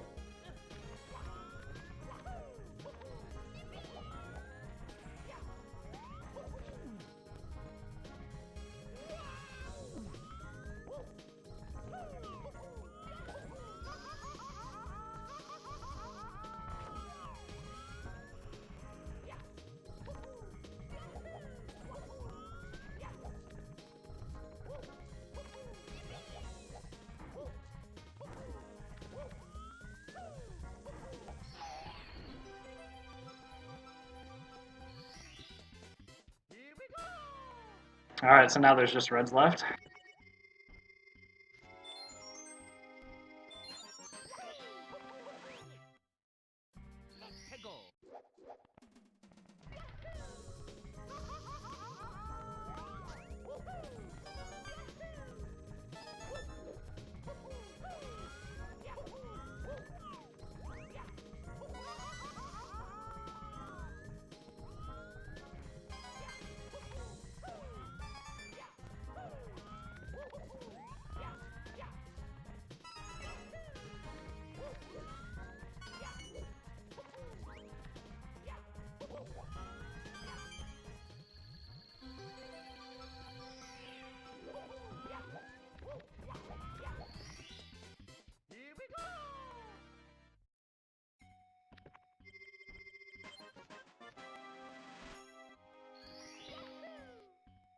And now for the level that has no business being as hard as it is, Half-Dried Lagoon.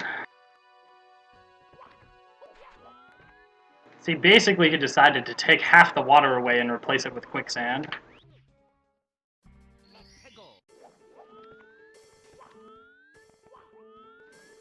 And also panels.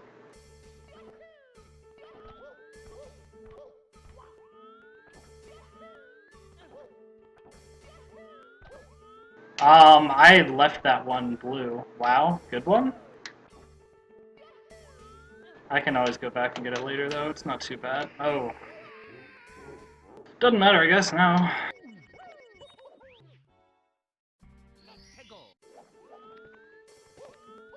Yeah, these panels are one of the hardest stars in the game.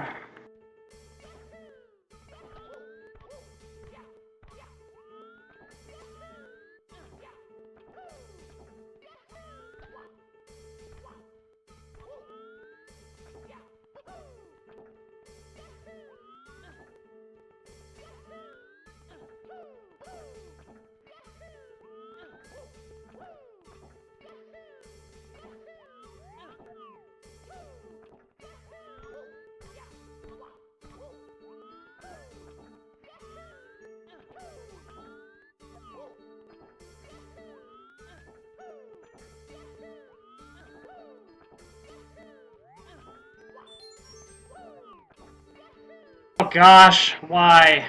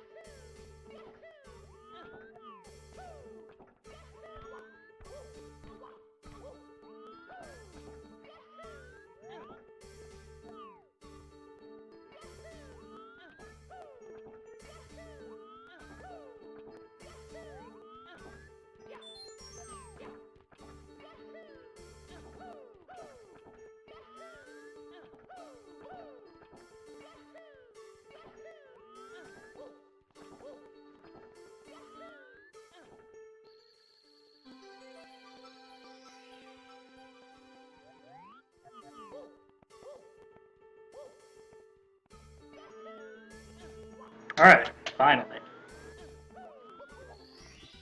But I guess that isn't all that bad, honestly, compared to what it's sometimes been in the past. I can get stuck on that star for a while sometimes.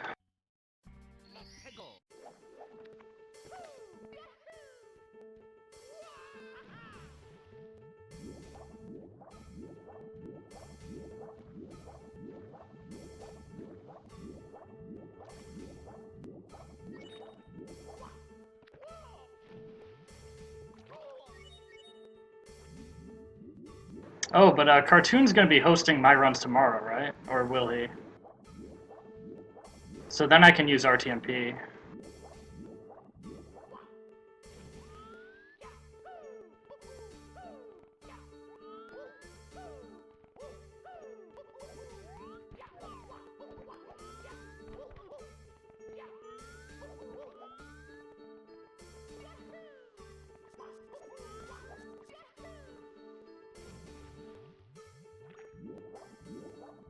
Yeah, how about you just use a safe route, Mazurns?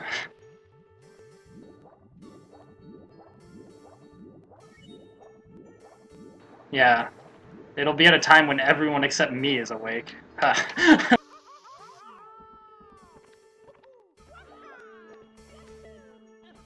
So anyway, for this star, just open the cannon bomb. Or open the cannon using the cannon bomb, come on. Or the cannon opener, as I sometimes call him. Nice clip. Okay. I should be fine. Just get a coin. Alright. And now we do some lava bouncing to get the star.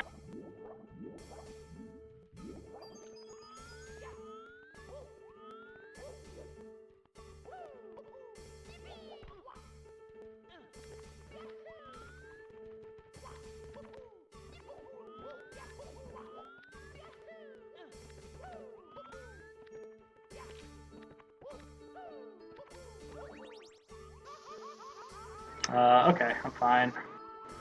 Very bad heart spin, but I had just enough health to get there with skipping a lava bounce.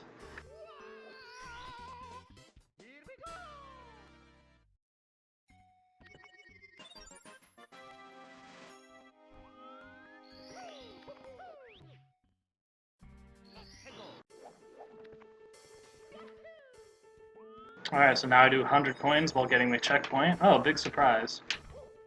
I think the only level we don't do that is course 4, because you need stars 2 and 3 before the platforms appear to the metal cap, which you need for the red coins.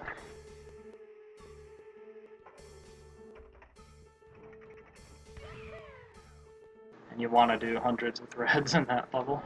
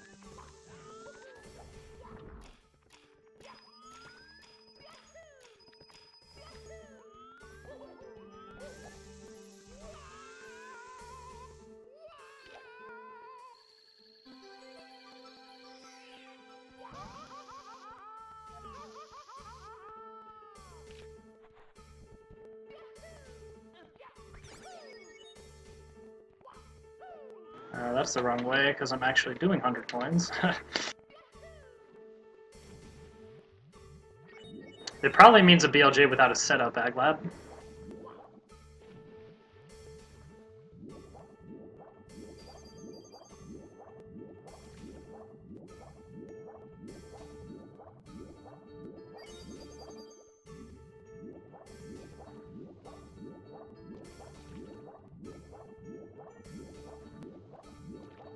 Yeah, I don't really know what the setup for that is.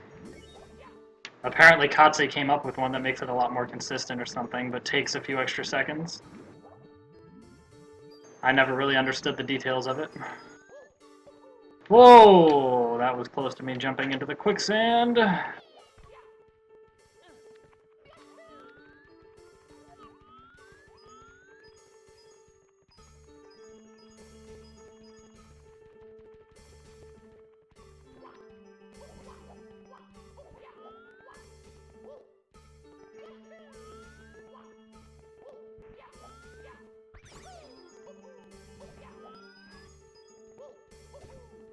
Alright, I have plenty of coins.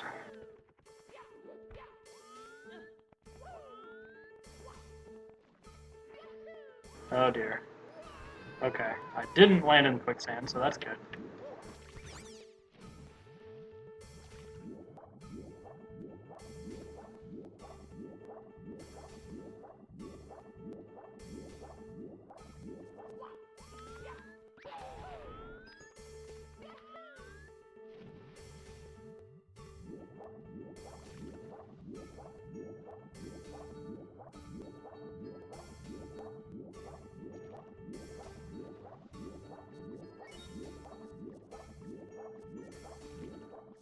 Alright, so after this, most of the stars left in the level are quite fast. Oh, come on.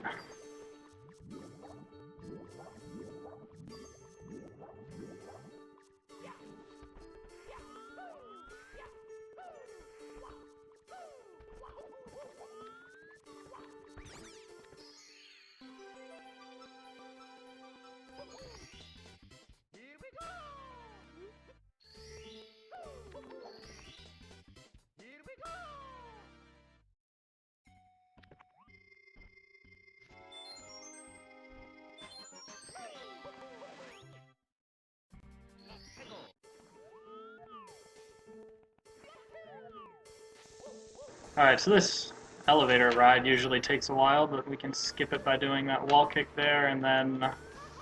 I think I got the wrong angle on that long jump and I won't make it. Yeah, I'll have to try again. But that lava bounce allows you to skip the elevator. So the key is getting onto that platform to long jump off of it as quickly as you possibly can, and doing that wall kick is quite nice. Looks kind of cool too. Yeah, and you can just barely make it if you get a good long jump from the original platform.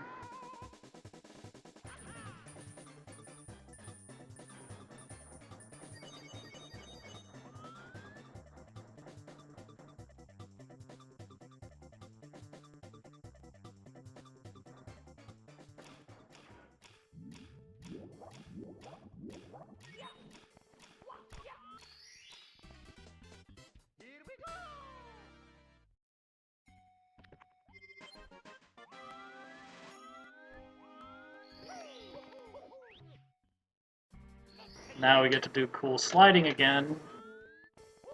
Although I think the slopes are slightly different in this level than they are in Foggy Volcano Lagoon. And I kind of messed up the starting point of it, so this is going to be a little slow, but oh well.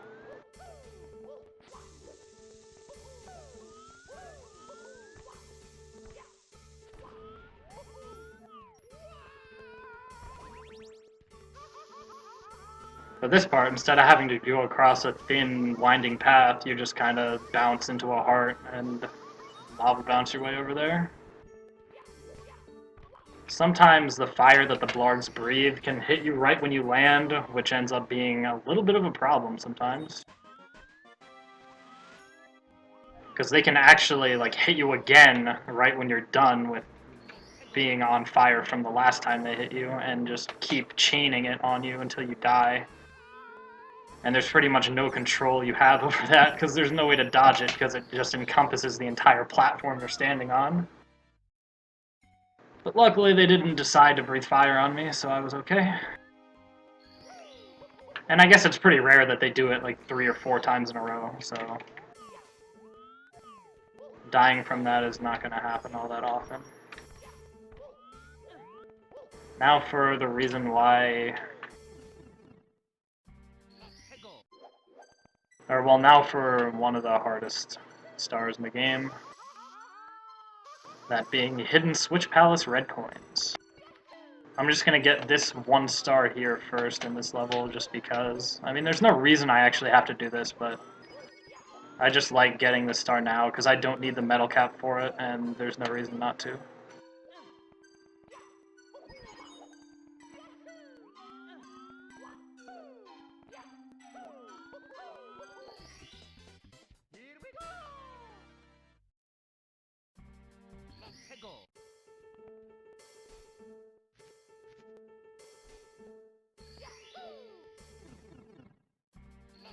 Alright, so now I go to Hidden Switch Palace, which looks really cool if I do it right, but it's pretty tough to pull off, but I've been having pretty good success with it recently, so maybe I'll get it. Who knows?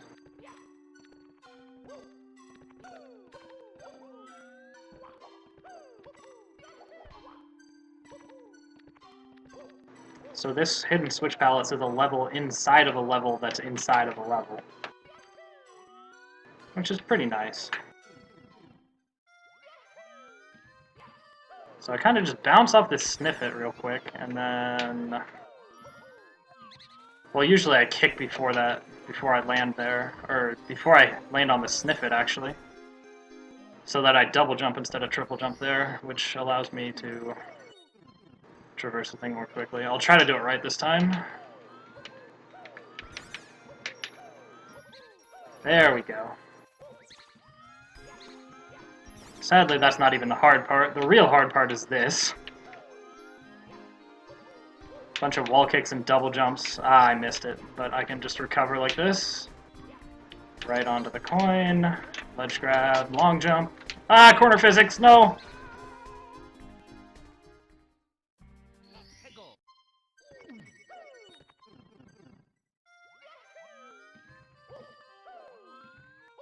Oh, wow. Yeah, this level's kind of hard because there are a lot of small platforms that you have to land on.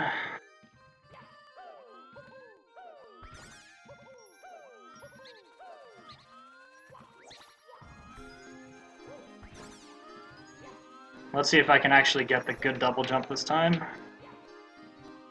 Wow, I missed that one. There's actually lava on the very bottom of the cube. So you can run into the wall part of it. What was that?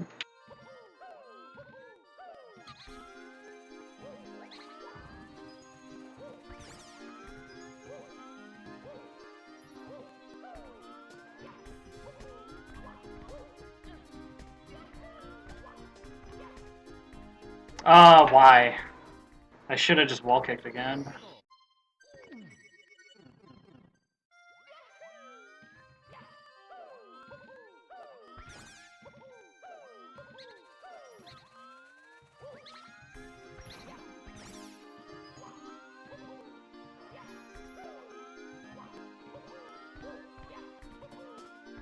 There we go, that's what it's supposed to look like. Ah!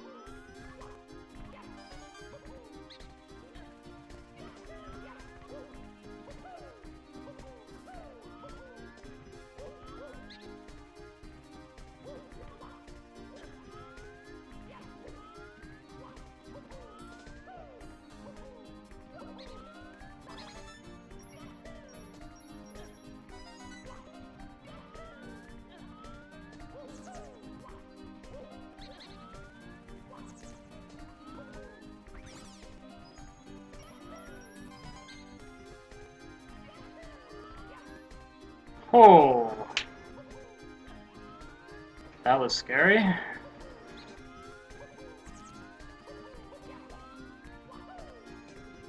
And now for the yellow half.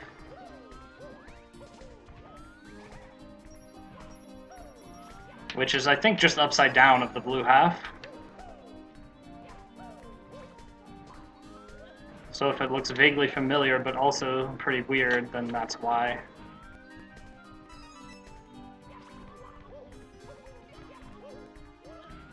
Oh yeah, this jump is great. Oh, I got it. Okay.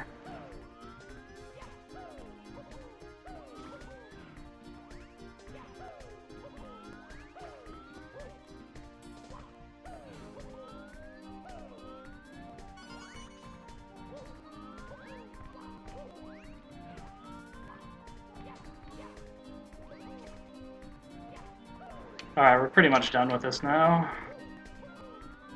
Just have to jump over here and kill this Goomba. Jump back, and then jump over there getting the red coin.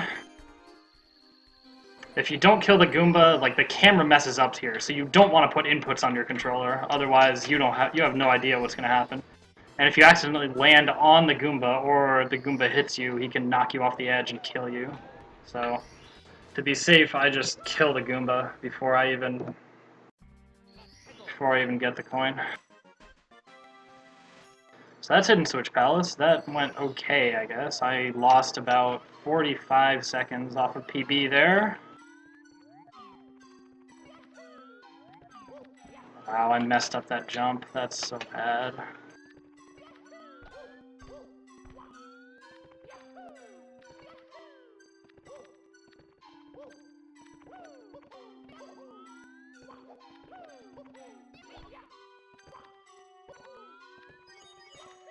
But I lost, let's see, 2 minutes off of my gold split.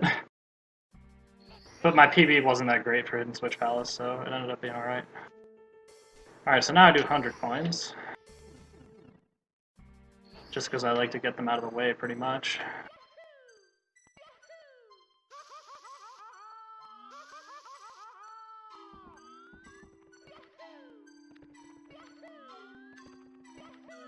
Oh, right, Kari said. This is actually based on something from another hack. It's based on course 14 of Night of Doom.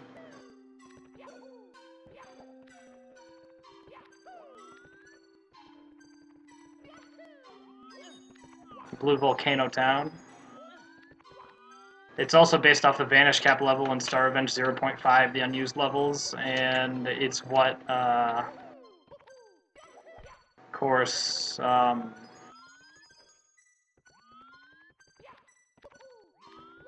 no, actually nothing in SR5. What am I doing? I don't go to that pipe. I drop down to this row of 5 coins, that's right.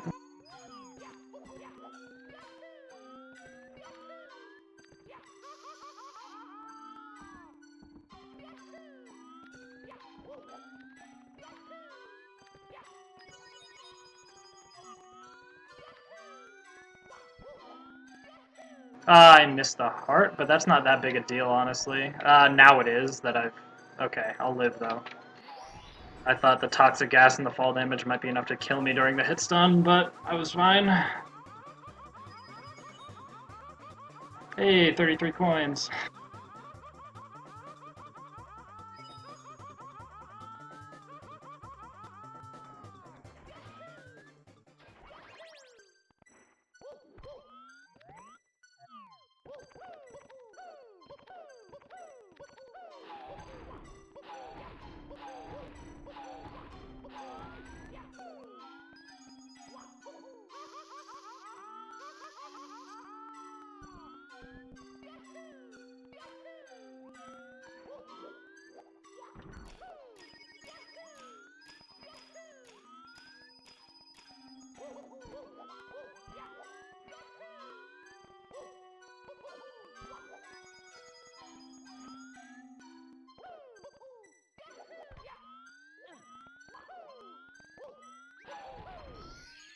Okay.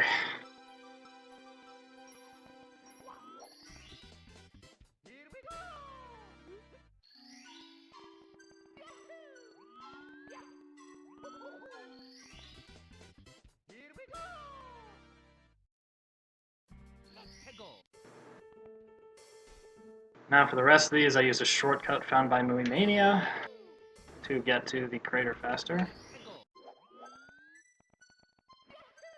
Thing is, the shortcut's just as simple as jumping this way and falling, or lava bouncing all the way down. Thing is, you gotta make sure to get the metal cap before you run out of health from the toxic gas, though. That's a little bit dangerous, but it's not too bad.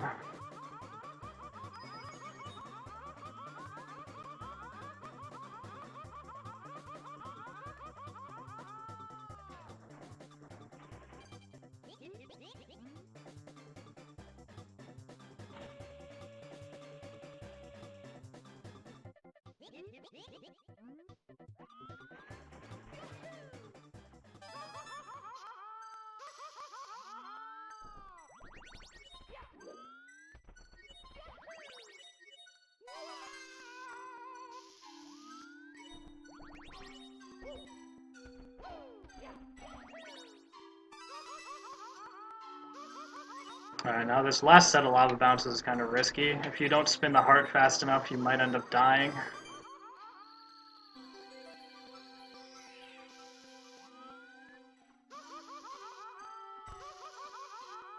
Yeah, I'm dead. I could have actually gotten those coins when I landed, though. Well, the reason the Mario Cam isn't awful in this toxic gas... I mean, it's kind of bad, like, it's not perfectly good, but... it's okay because the toxic gas isn't so tall that the camera gets stuck inside of it. I think as long as the camera is above the toxic gas, you can still see. Or you can still have some semblance of control over it. I already opened the cannon, I don't need to do that.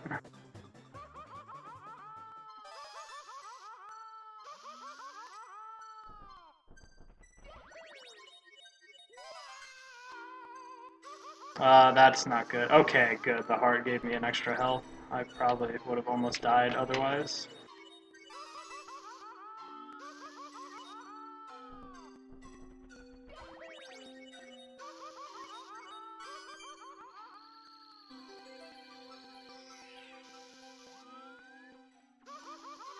Okay, I should be fine this time. Yeah, okay.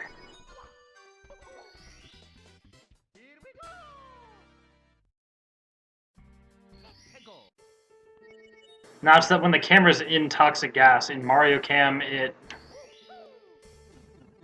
like goes directly above Mario and is very sensitive to like angle changes in Mario's facing.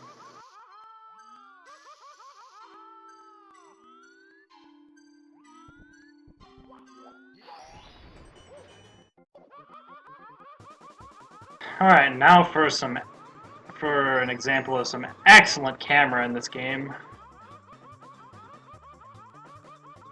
Funny thing is, like, putting parallel cam in would not necessarily help this situation, because you wouldn't be able to see anything because the pipe would be in the way if you used parallel cam here.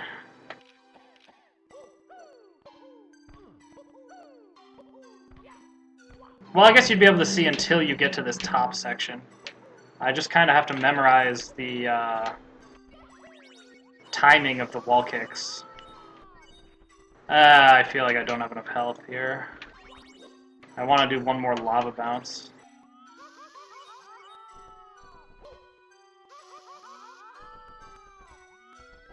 There we go.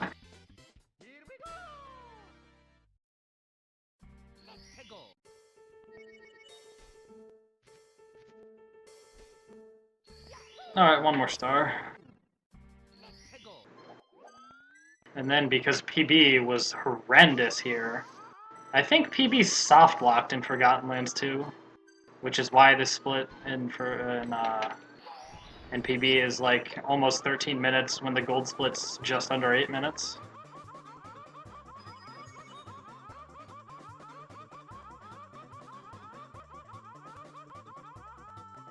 But yeah, the camera's a real issue with that star. Like, at the end there, you can't even see where Mario is, so you just have to memorize the timing of the wall kicks in order to actually get out of there.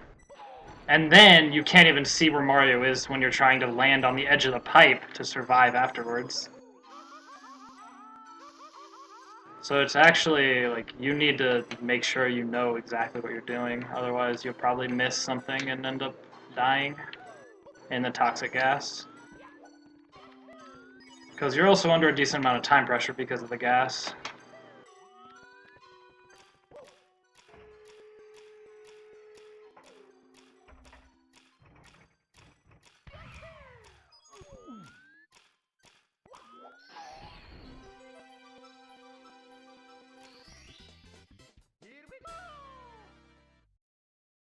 Alright, now for the literally hardest course in the game. Yeah, I'll save quit out of here to get some extra lives, because I had less than 7.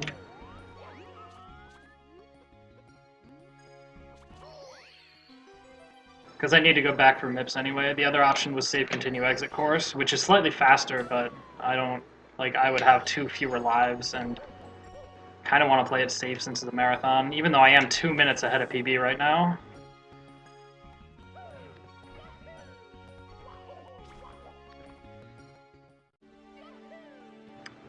Thing is, the Blue Moonlit Desert in my PB is so good. So this is going to be tough to beat.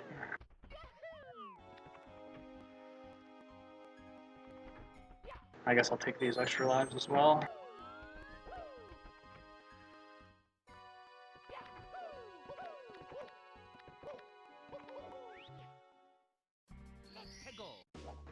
It starts off easy enough. Back to the Canyon's not bad, but pretty much every star after that is pretty tough. Well, not Slippery Pyramid Path, but this level has the infamous Under the Bridge in it. And strangely enough, in this level, I'm confident enough with that strat that I told you back in Sunset Death Sand Canyon that I wasn't gonna use. Like, I actually used that here because for some reason I can consistently get a good angle for this trick. But I can't get that same angle in Sunset Death Sand Canyon. It must be something to do with the fact that the level's mirrored, so the camera's a little different. But, like, the same setup there doesn't work, I don't think.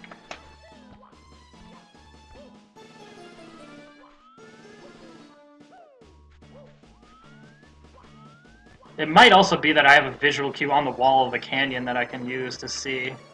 Oh, wow, I missed it. That's unusual.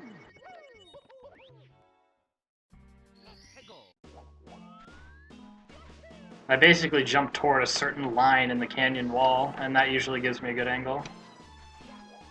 That time I didn't quite have enough.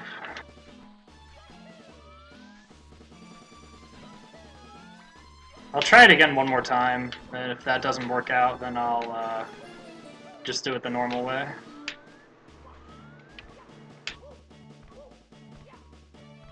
Ah, that doesn't look good. I'll just land there as the backup. Okay.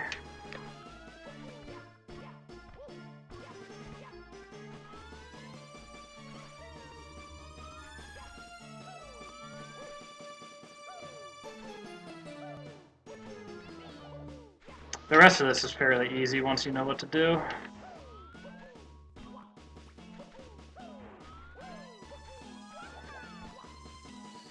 Just some wall kicks, really.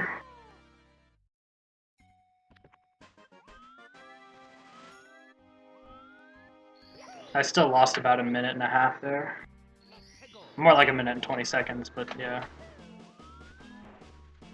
Guess that's what happens when you die twice.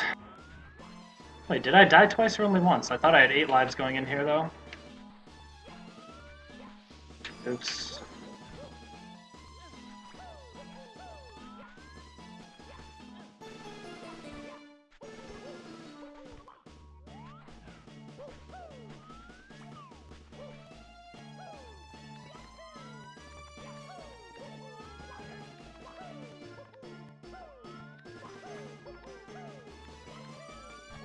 Wow. Usually I could just ledge grab that. But I guess I put my angle too far to the right, so I was too high up on the path to grab the ledge there.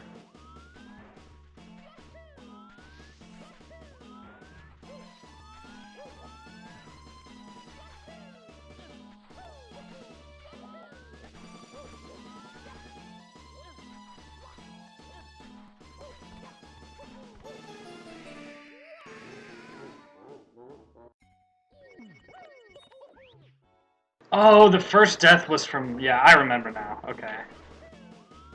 The first death was from kicking the pokey, and then the second one was from missing the strat with the wall kicks. And now I've died twice more here. For pretty stupid things. That angle's not good.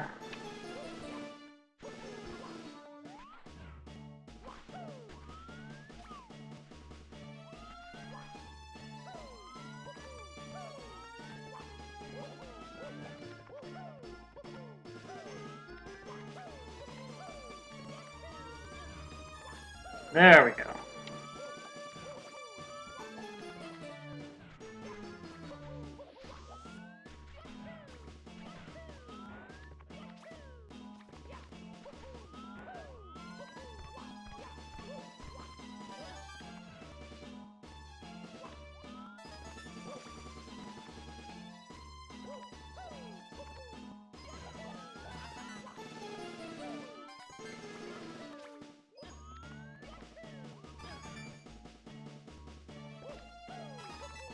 Yeah, luckily the fire spitters are so high up that most of the time they shoot their fire over you.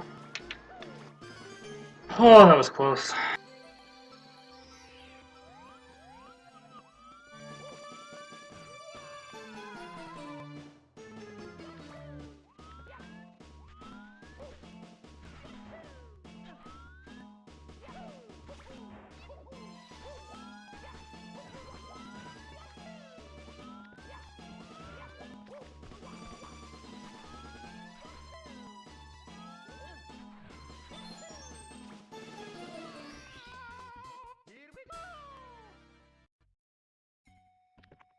So I probably lost another minute or two there from those deaths. This run is, well, it was ahead of PB before, before all the deaths in this level, but I think it's about even with PB right now, QQRF.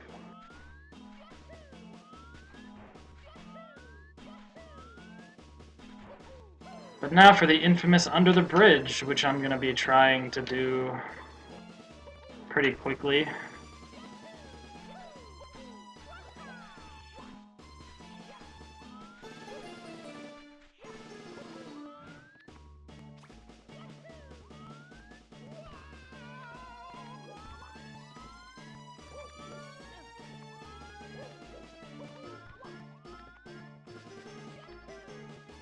Yeah, it looks like I kind of just skipped that star, but I'll get that one later. I was just using this path as a shortcut to the, Alright, looks like a good start. Oh no, I missed it. Huh. Not enough momentum. Alright, we got this now. I think I'm too low to go straight to the other side, so I gotta do an extra back and forth, but that's fine. Alright, got it.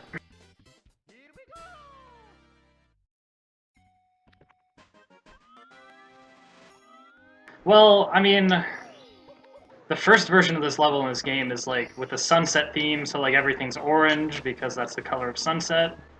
But then this desert is supposed to be like at night, so everything's blue because the sand is cooled down and everything. So it's kind of like a desert at night, you know? Kind of like Course 8 as well, the same kind of atmosphere like that as Course 8 Night of Doom, which is what this level was based off of. We still got Triforce though, which is, you know, the hardest star in the game, so... Alright, so there's that star, which is on the way to Under the Bridge.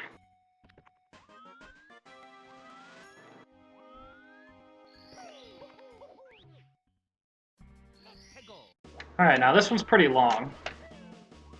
And kind of difficult at the end, but luckily there's a checkpoint at the end that allows you to pretty much have a checkpoint right before it starts to get difficult. So you don't have to do all the like relatively easy stuff beforehand to get back there afterwards. Unfortunately, this checkpoint can only be used for this star, because like all the other stars are in completely different places, and the checkpoint doesn't appear on star 1, which is the only other conceivable place that it could be useful. But, I mean, the checkpoint is just a safety measure, really. It doesn't actually help you at all if you don't end up dying to it in the first place. So it's like only a safety measure, really. It can't really be used to speed up anything else.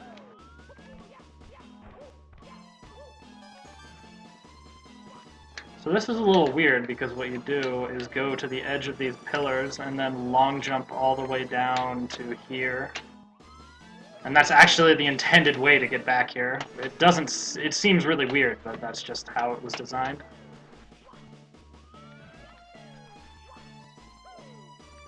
It'd be kind of hard to notice that that's there and that's something in reach when playing casually, but I guess I managed to find it okay, so I don't know.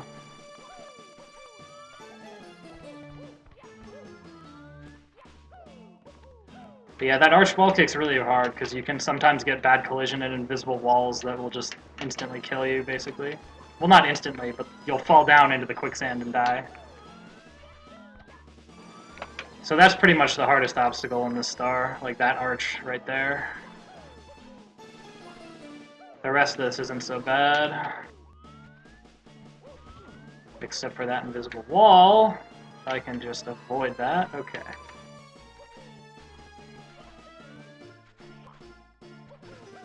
I guess that A-press is kind of tight timing, because if you do it too early, you won't jump at all, because like you're not ready to, and if you do it too late, you'll slide off the edge anyway.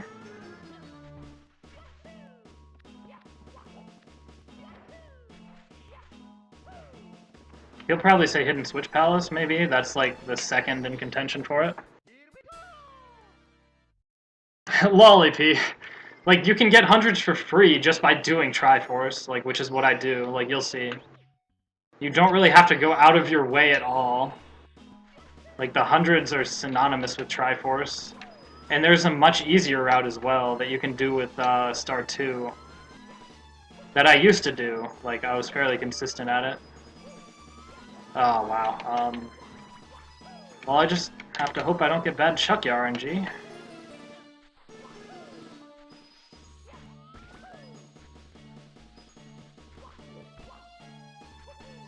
Whoa.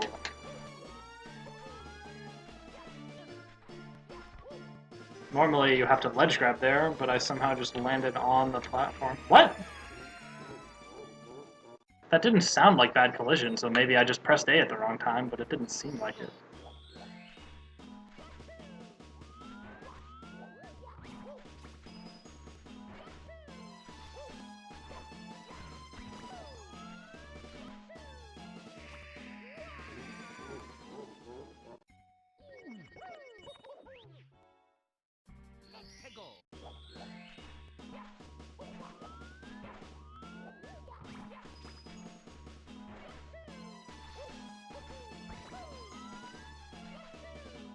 Yeah, I'm just getting these piranha plants in case I miss coins from Chuckyos. Because they tend to be on small platforms that you have to, like, be pretty careful with to get a lot of coins from.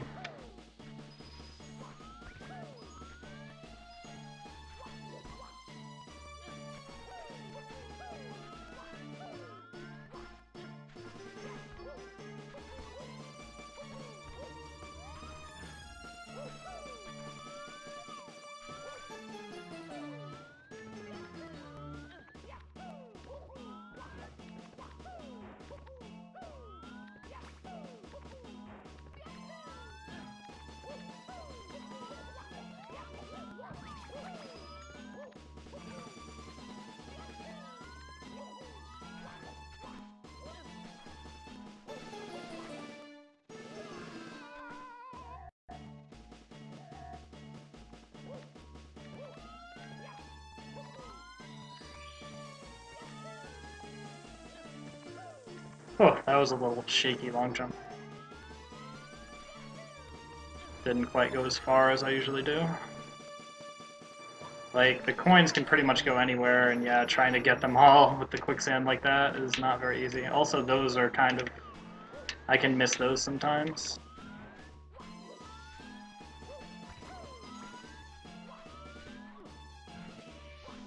Oh, good thing I didn't have more speed than that, otherwise I might have fallen off the edge from that dive recover. But it looks like things are pretty good now. I got enough coins from piranha plants that I can skip the last Chuckya in the route.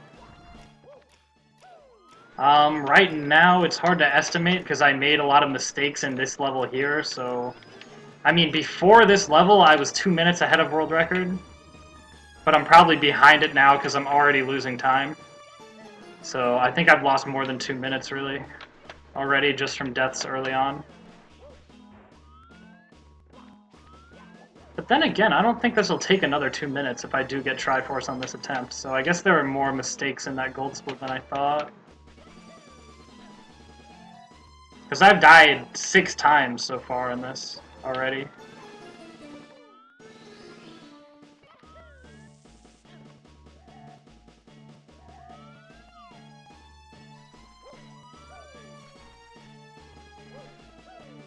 Oh, that was close.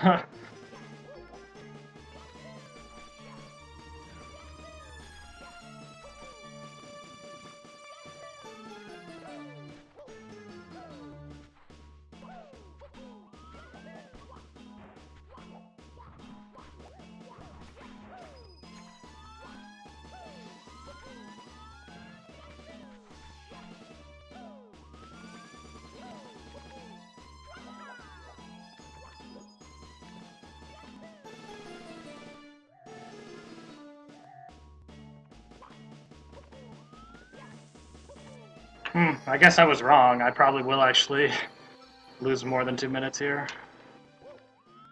But 6 deaths probably cost more than 2 minutes to begin with, so I don't know. Well, I mean, obviously I know my gold split's not perfect, because I think I remember dying at least once in that split in PB, but... Alright, almost there. Just gotta do pretty much the hardest part. Okay, I guess I'll have to get the coins from the Chuckya then. I was so hyped because I had enough coins to be able to skip that Chuckya, but now that those 5 are out of reach, I have to get it. And I have to get all 5 coins from it pretty much as well.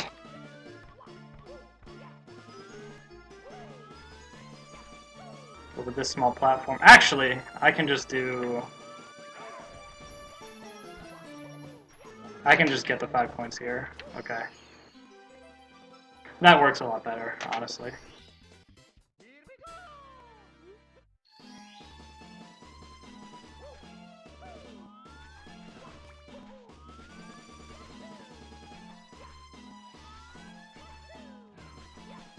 Alright, that was pretty decent.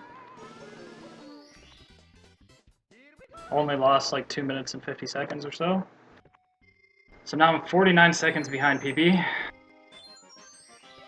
And there is a lot of possible time save in this next level. Oh, I do get 1 extra life during Star 2, so actually that was 1 more death than I thought I did. Now for rainbow drugs! Isn't that nice? It's kind of like the Knight of Doom level, but a lot easier. I mean, even though a lot easier than the Knight of Doom level is still pretty hard, I would say either the 2nd or 3rd hardest in the game, after Blue Moonlit Desert and possibly Sunset Death Sand Canyon. Why did I kill that Womp? I get Star 1 before doing 100 coins. Come on. But this level has a lot of cool strats in it now that were discovered fairly... Well, one strat was discovered fairly recently. The other one was known about for a while, but... That new strat is amazing, and it allows...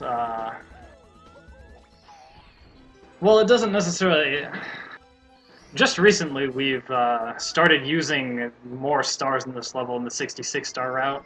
Because previously it was thought that it takes too long to get to the checkpoint, but due to some stars being very close to the checkpoint and not taking much time at all, it's actually just barely worth it to put those stars in. But now I do 100 coins because every other star is now from the checkpoint.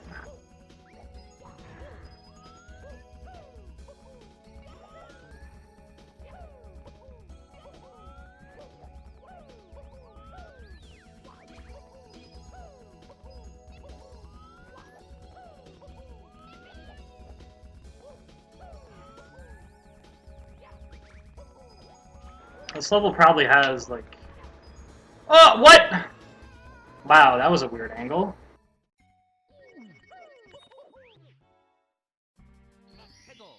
But the new skip in this level is really cool. You see those stars in the background? Those are kind of meant to just be decorations, but with this new skip, we can actually use those one of the stars in the background there to actually help us get somewhere.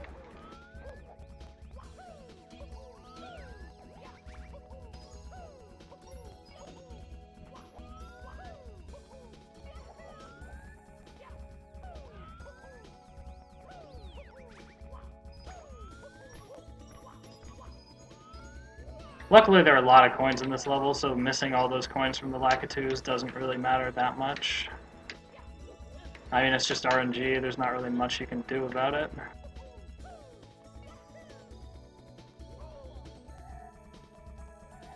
Ah, broken number sprites. Yeah, I don't think that's really broken. I think they're working as intended.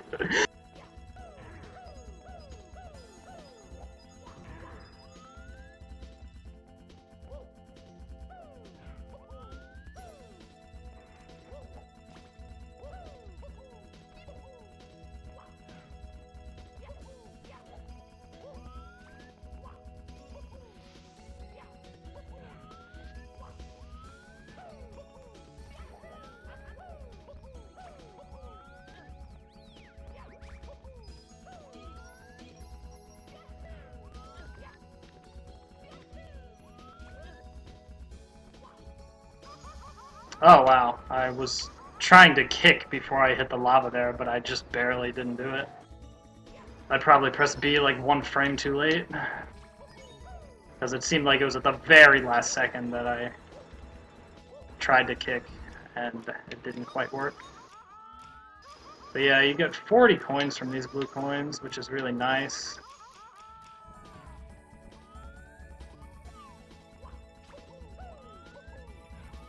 So now I can just go down here. Okay.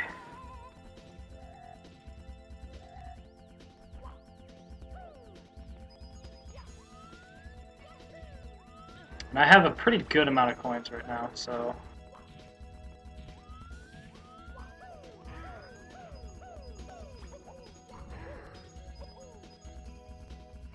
So I only need 3 from this Lakitu, and there's even another Lakitu after that as backup, in case I miss more than 3 somehow.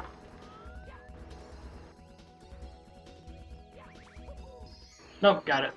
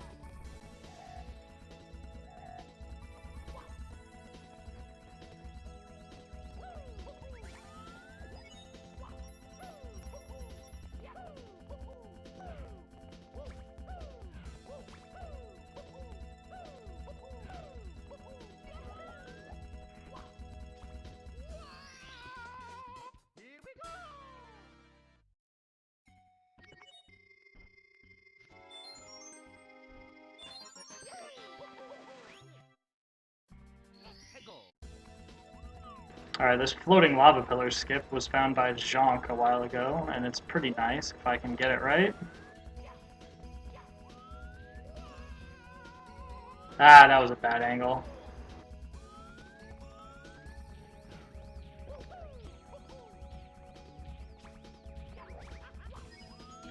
So now I gotta climb these normally, but I still did get to these pillars pretty much immediately from the checkpoint, which is nice.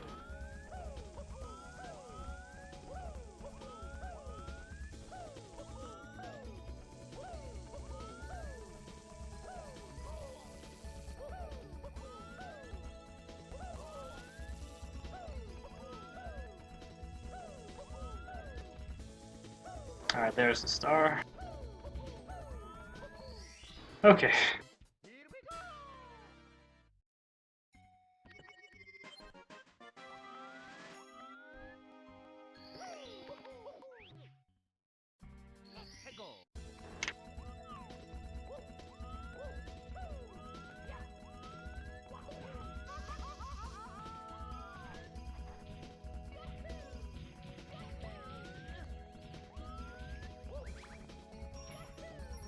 That angle did not look good. Let's try this again. That's good. Alright. Even if you do ledge grab over the quicksand, you can just do a quicksand ledge grab, but that's slower than just climbing up the ledge, so I try to avoid that. Alright, got it.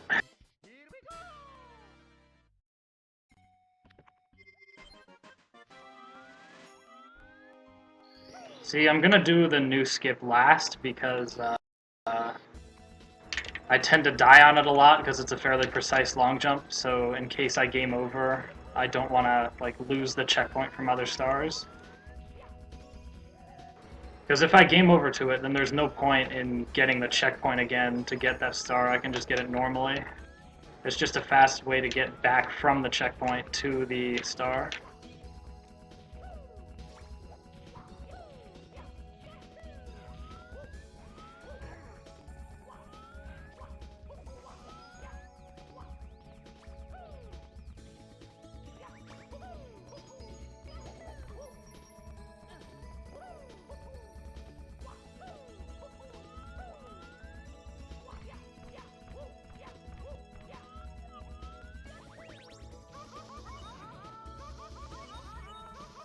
Yeah, I kind of feel bad about what happened to Stan. Like, it's kind of weird, though, that, like, he wanted to quit for such a long time, but he ended up trying to push through, but then in the end, like, we had to cut him off because it was too long.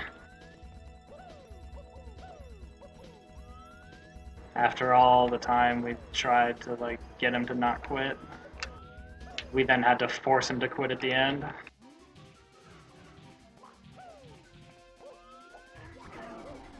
But I mean, it would have just completely destroyed the schedule of the marathon if he had kept going, though, because it would have probably taken him multiple more hours, and he was already a whole hour over the estimate, or maybe even 2 hours over it. And just, like, you gotta cut him off at some point, you know? You can't let him go on forever. Like, it just had to happen, but it's just the way it is, you know? Feels bad, though. Alright, now for the skip that you've been waiting for. This annoyingly precise long jump into a background star right there. Hopefully I make this. Nope, not quite. I get to try 7 more times.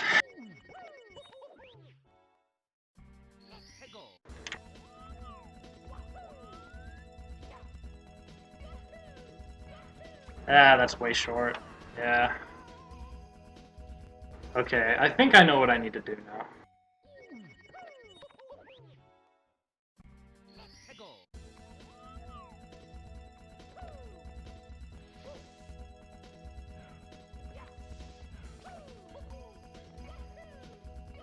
Alright, that should work. Oh no! I got it, but then I failed the... Didn't manage to jump in time.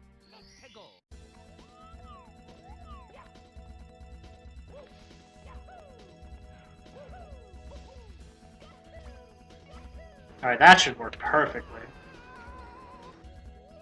Alright, there we go. That's how it's supposed to work.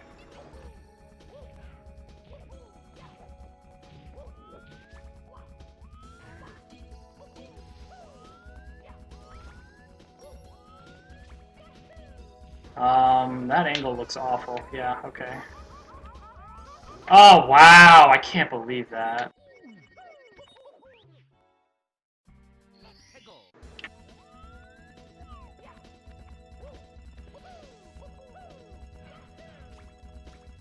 Wow!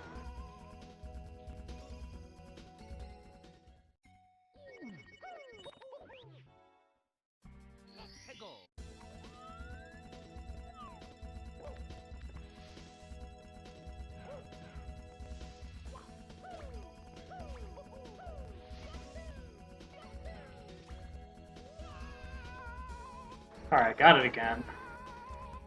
That setup seems to work a lot better than my previous ones.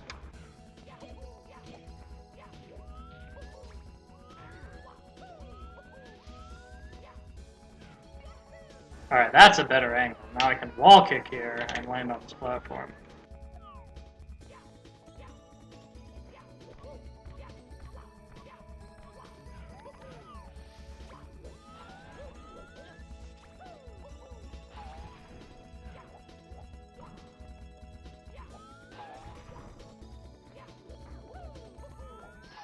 Okay, done with that level. And we are now about 10 seconds ahead of PB. Although the very end of, or like Hexagons and Bowser 3 were extremely good in my PB, so I'm probably not going to end up getting world record right now, but I might end up coming pretty close.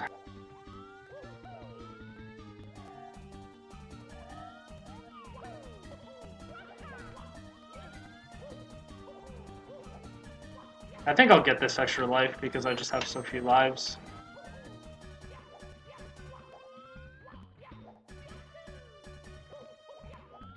But I've been doing pretty well at the end of the game recently, like post-Rainbow Drugs. So we'll have to see. Alright, so this is Forgotten Lands 3, which is the level corresponding to Discolored Madness from Night of Doom. So I'm kind of disappointed right now that you're not saying, like, colorless madness or anything, but oh well. I guess people don't know about that. Why am I going this way? Okay, what is the 1 star I can get without the cannon open? I think the answer is this one.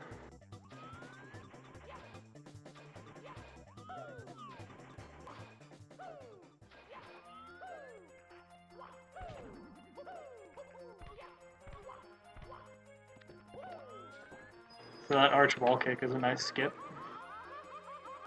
So I don't need to get the metal cap there to get across that place.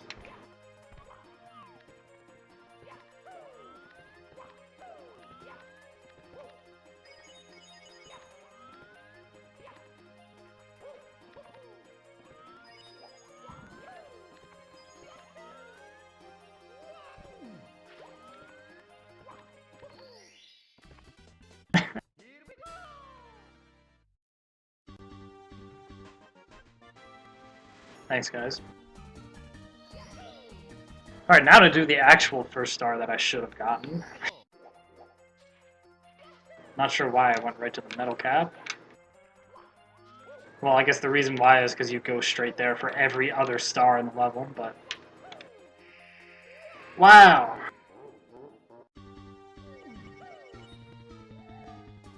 Hey, Kate.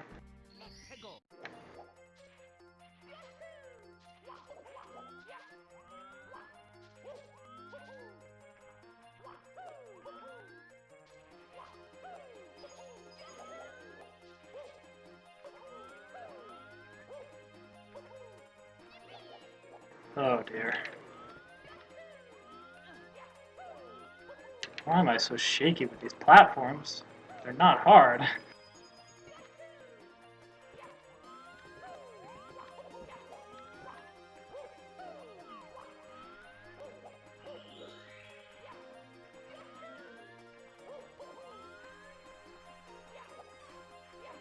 Ah!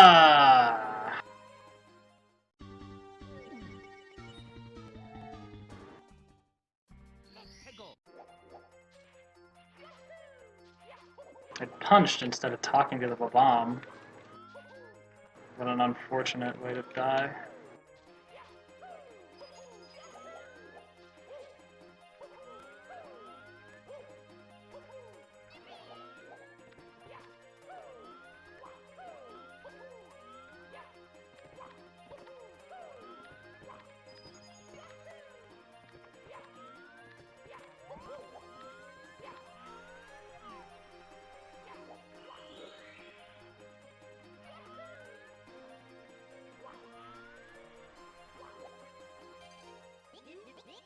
Okay.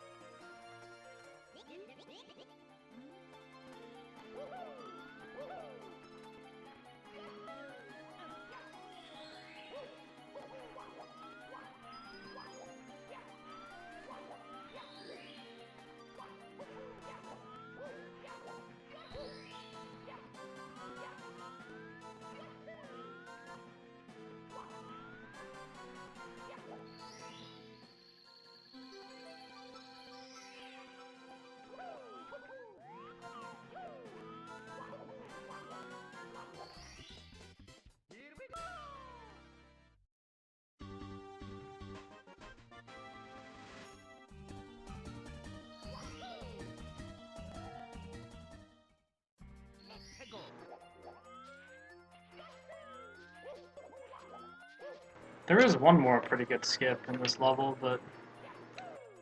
well, I guess two that I end up using. One of them I use 3 separate times, but... it's pretty much the same skip.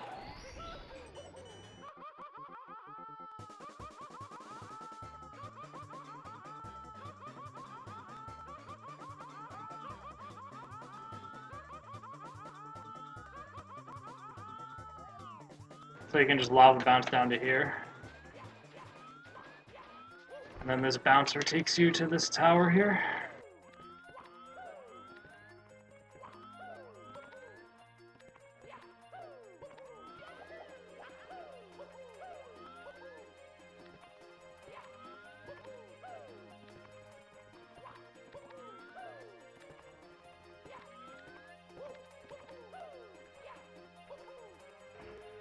So instead of warps, like in Discolored Madness, we have cannons.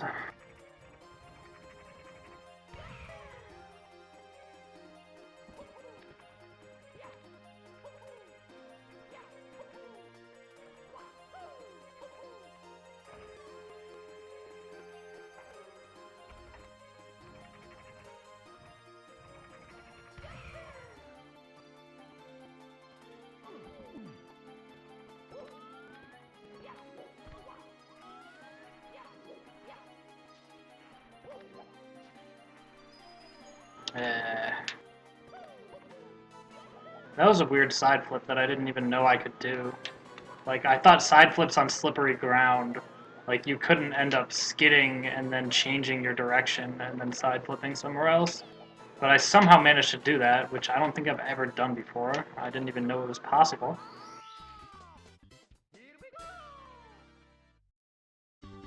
Maybe it had something to do with the wall, but I don't know.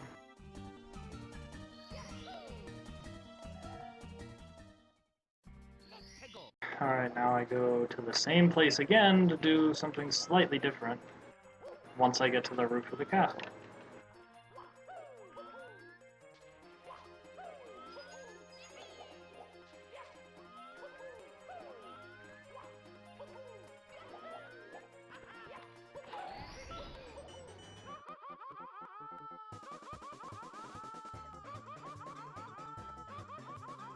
Oh yeah, I guess it's technically day 2 of our HDQ now. The day passed in the middle of this Remnant of Doom run.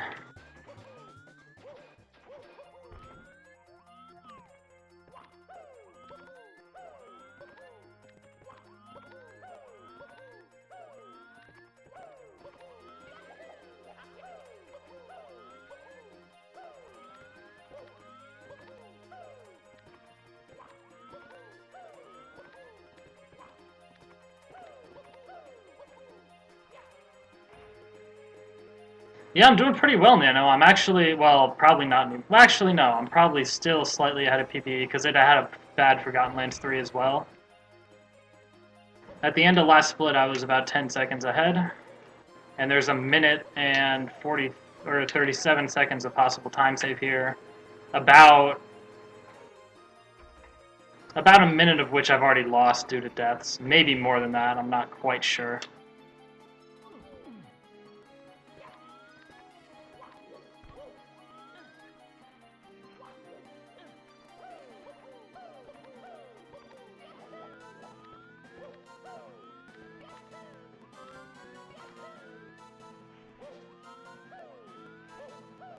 Anyway, I take this bouncer up into this tower. And then just like Star 4 and Discolored Madness, I drop down through there. Except it's lava on the edges instead of just walls, and it actually gets thinner as you go down, so you kind of got to make sure you're right in the middle, otherwise you'll just get hit by the lava and probably end up dying.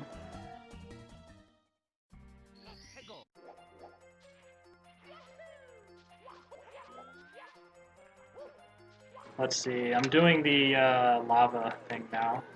So this skip is pretty nice. Like, normally you're intended to go inside one of the castles to get a different metal cap to get to the star here. But we can actually get the star from this original metal cap if we use it well. You kind of have to take advantage of every mechanic of lava bouncing there is.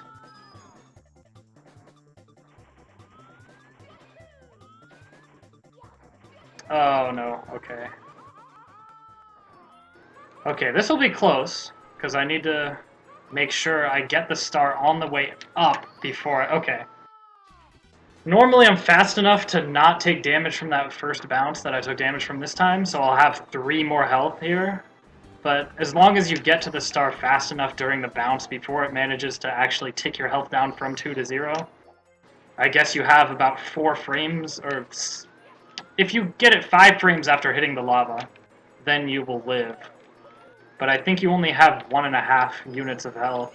Or, well, yeah, like 1.5 units of health there, which is 6 frames of damage. Also, I'm just going to kill myself because I forgot coins. Yeah, explaining stuff, great idea. How about I don't forget to get coins?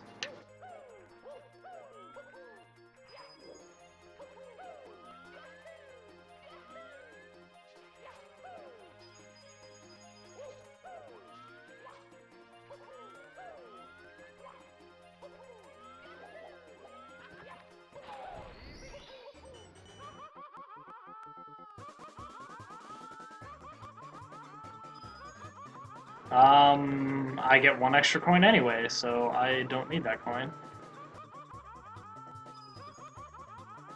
That means I can't miss any more coins, though.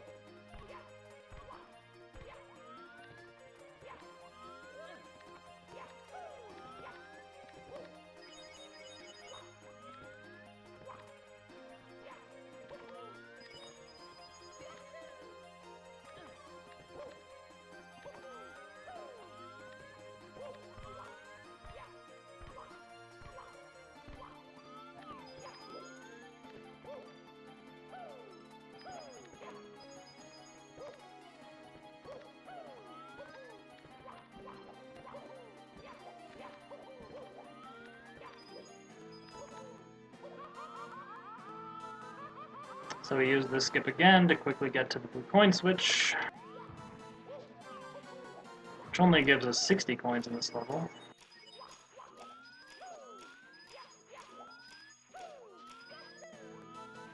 I mean 30 coins, 6 blue coins. Oops.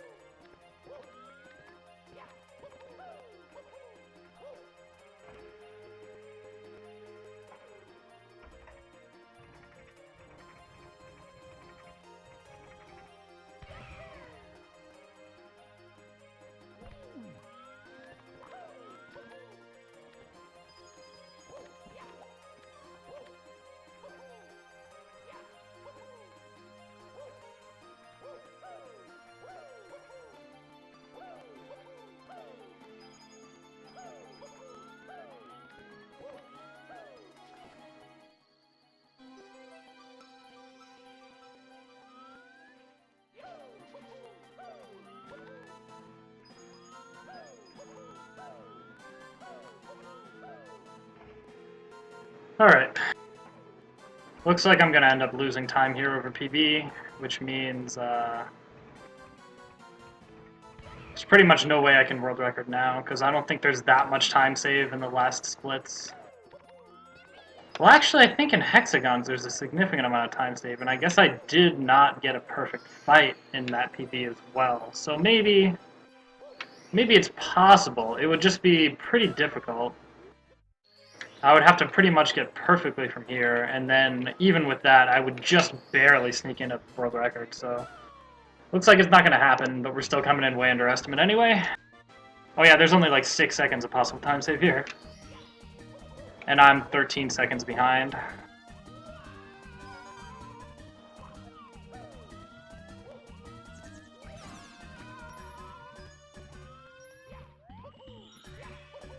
I mean, I pretty much need to not die here because I have 0 lives, and that would game over, which costs a decent chunk of time, but...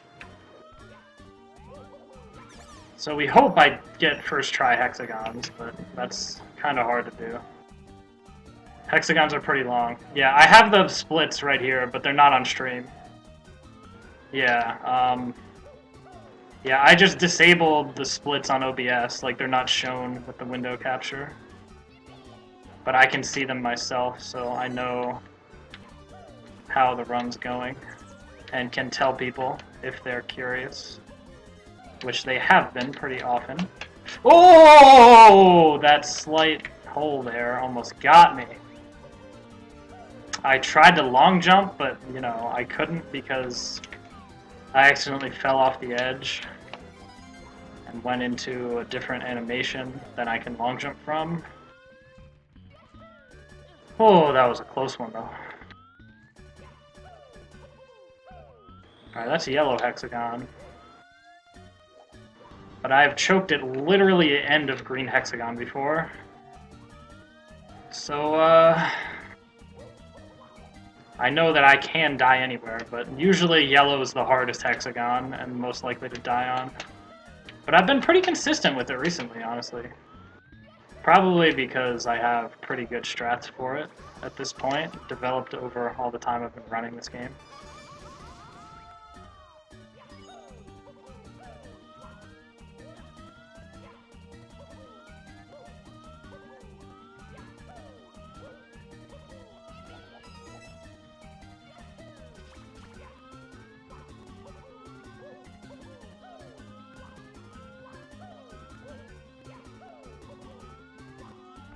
What? Oh, come on! An invisible wall, really? Well, that's a game over.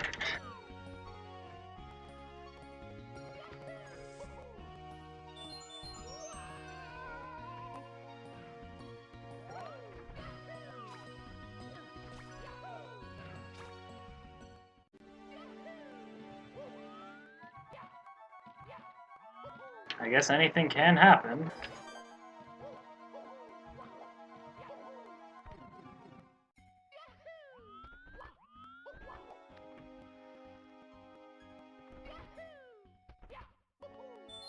I jump over the corners because it's faster, AP. Traveling less distance, so it takes less time. Cutting corners for more speed, dude.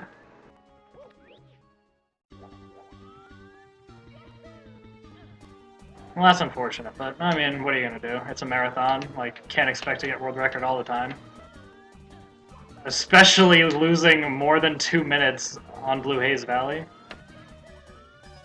Lol.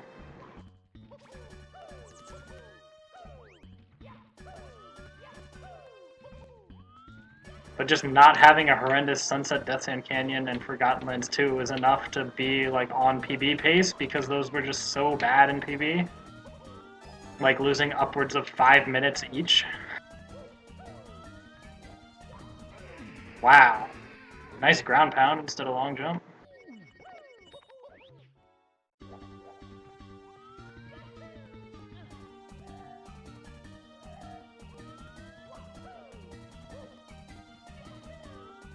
The only way you know that invisible walls are there is if you run into them. which has never happened before, really, as far as I can tell. So no, I had no reason to know that those walls were there, because I had never encountered them before. It's not like I'm gonna comb through each level looking for invisible walls. Like, you can't say that I should have known that was there.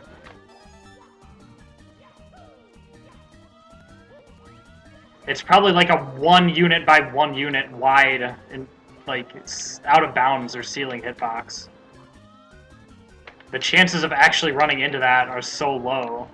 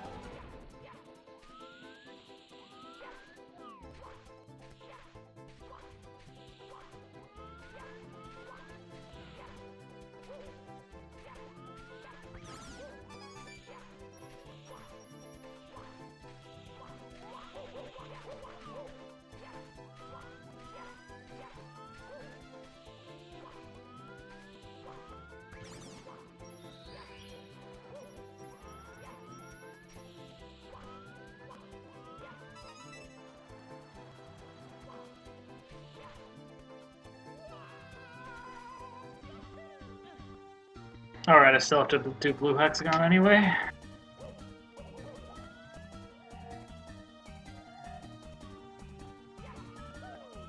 Let's see. What I do is long jump over here, long jump up here. Okay.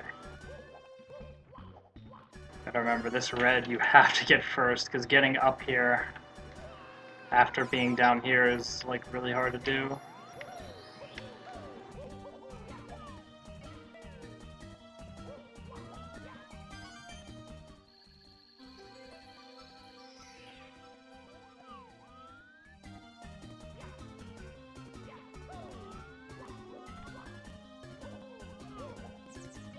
Alright, looks good.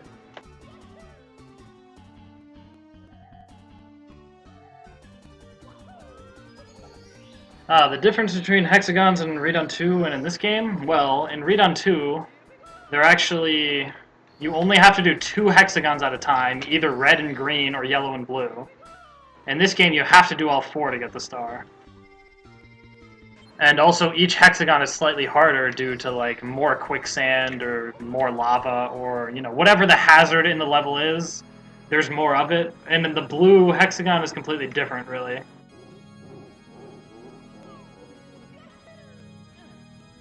And instead of getting a shell right away, like in Read on 2, you have to do an elevator ride before you can get to the shell in this game. And the green hexagon.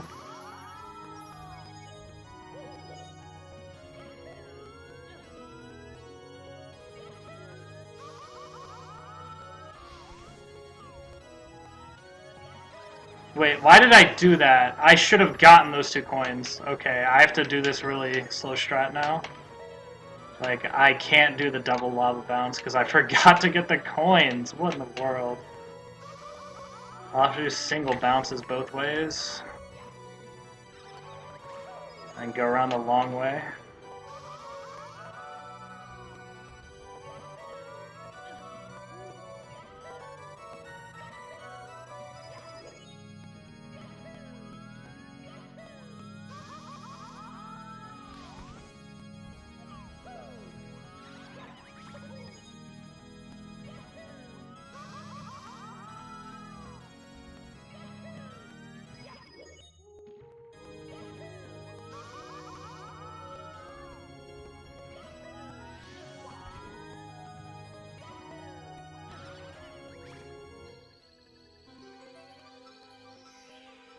Nah, this is the second to last battle. I still have to do this secret overworld reds and the final Bowser reds. But now I'm 4 minutes behind world record, and the world record has a gold split as its final split, so there's pretty much no way I can PB here.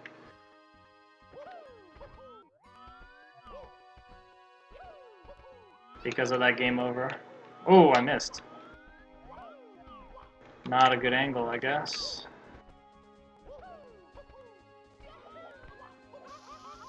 There we go. And warps here to the outside of the castle, where there are some red coins. And that will be 114 stars. And then final Bowser will give me 115.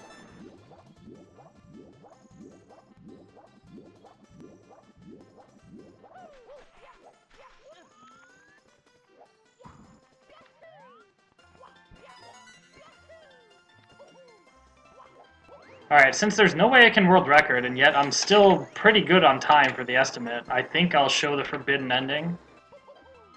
I'll complete the Bowser fight, and then I'll just exit course and do the forbidden zone, just to show it off. Seems like a good thing to do in these circumstances.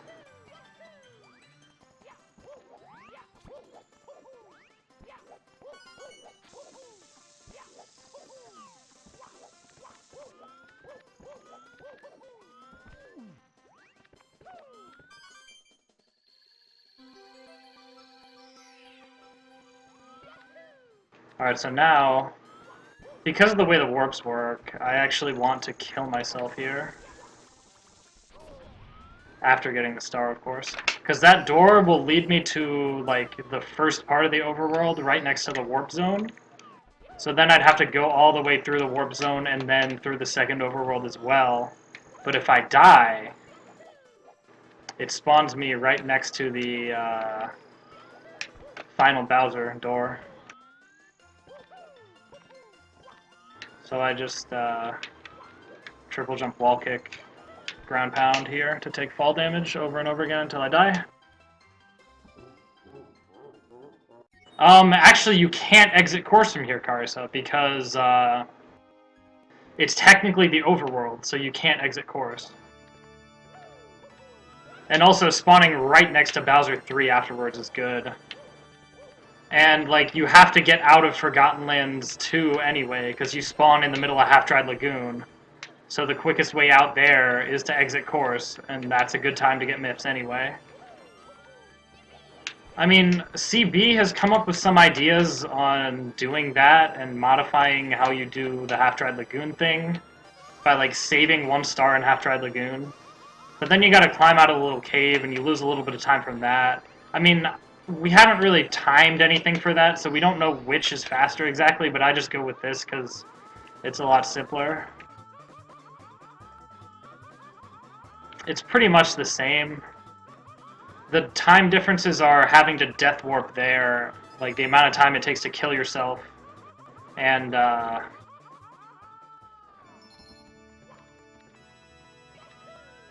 having to get out of the cave in Half-Dried Lagoon, which seem to be about the same just from thinking about it, but I don't know for sure which. And, like, a lot of the time, Like, the death warp I did there, it could have been a lot better, because, like, I missed the angle on the triple jump with the wall, so I couldn't wall kick. And I had to, like, adjust my angle some and go to a different wall and such. So it could have been a lot better, but that's just what I do. Anyway, this is the final Bowser level, which is really long and has red coins.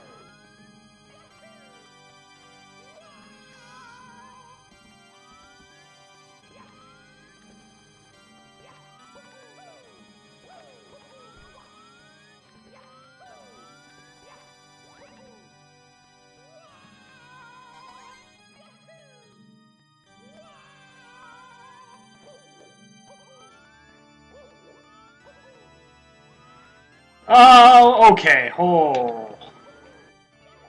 That was so close. Like, for some reason it just didn't triple jump.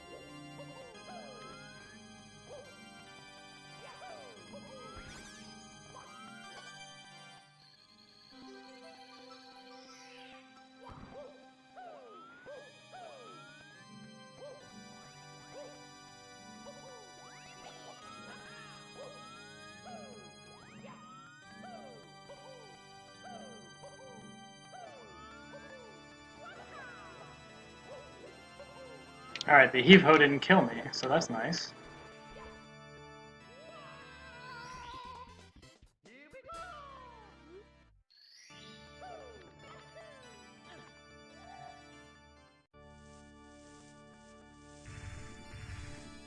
Alright, this final Bowser fight's pretty tough because there's a lot of quicksand on the edges of the platform, and there's fire spitters and amps everywhere. You just generally have to worry about a lot of things at once when trying to fight him. But I do have a pretty good strat that works most of the time if he would only run at me instead of jumping all the time. Alright. And if I can hit my Bowser throws, obviously. Which usually I can't because I'm awful. Alright.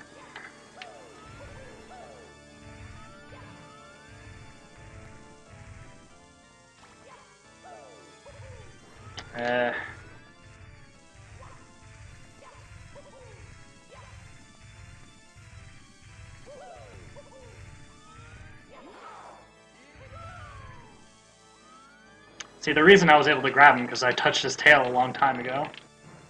I did that as preparation. I just wanted to lure him away from the fire spitter so I could actually throw him without the fire spitter hitting me. Alright, so I touched the tail there, but the fire spitter was in range, so I didn't want to grab him. So I'll just grab him now.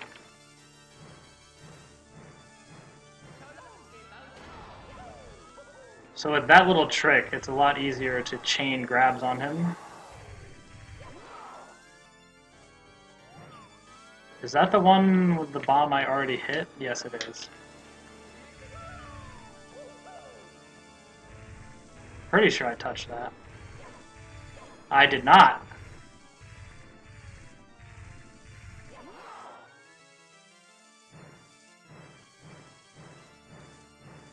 Alright, got him.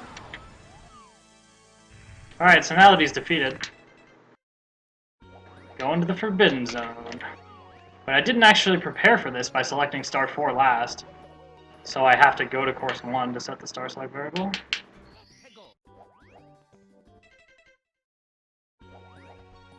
No, Katse, it works permanently until you throw him. And here's the Forbidden Zone, the secret ending to the game. With really hard strats. Thank you so much, AP.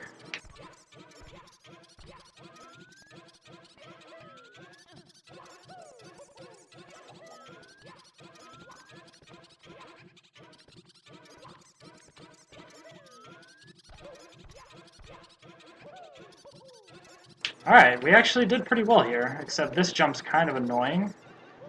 Alright, that looks like a good angle. Oh, come on!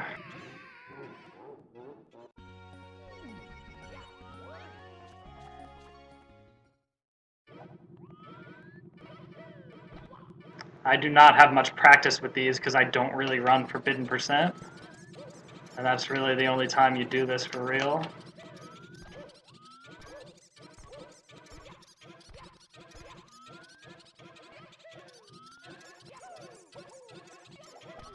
Oh, wow.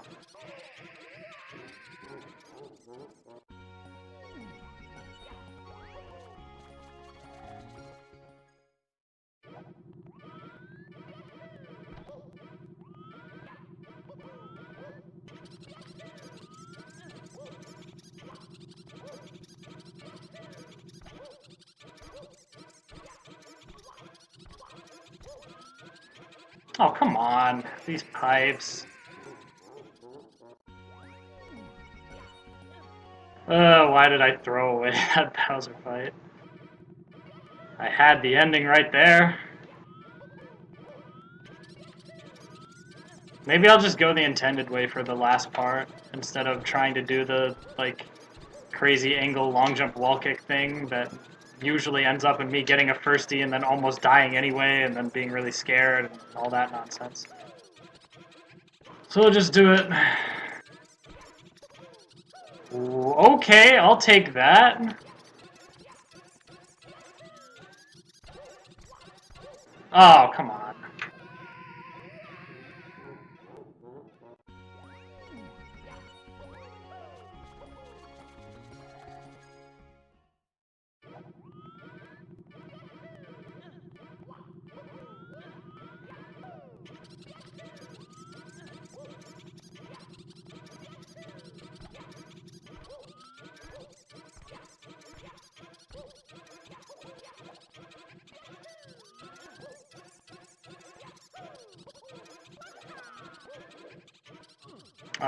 Good one. Nice ledge grab.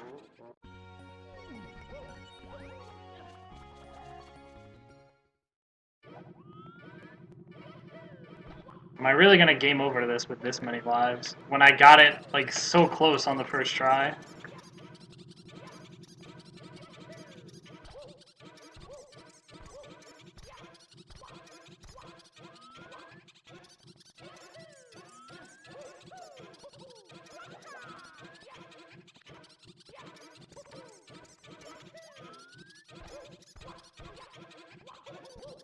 Alright, got it.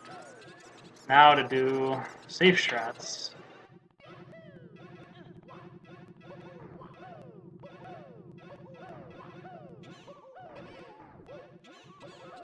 There's a fast way to do those platforms by, like, kicking at just the right time, but... how did I do this? Triple jump up here. Probably want to stand here and just long jump down. Alright.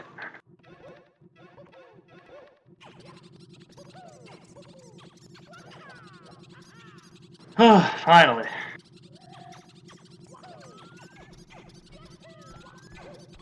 That angle was trash, or apparently not. And there you go, still got sub 330 even with all that mess. Throwing away basically 5 minutes of time for no reason. Thank you so much for playing my game. So, it's the end of that.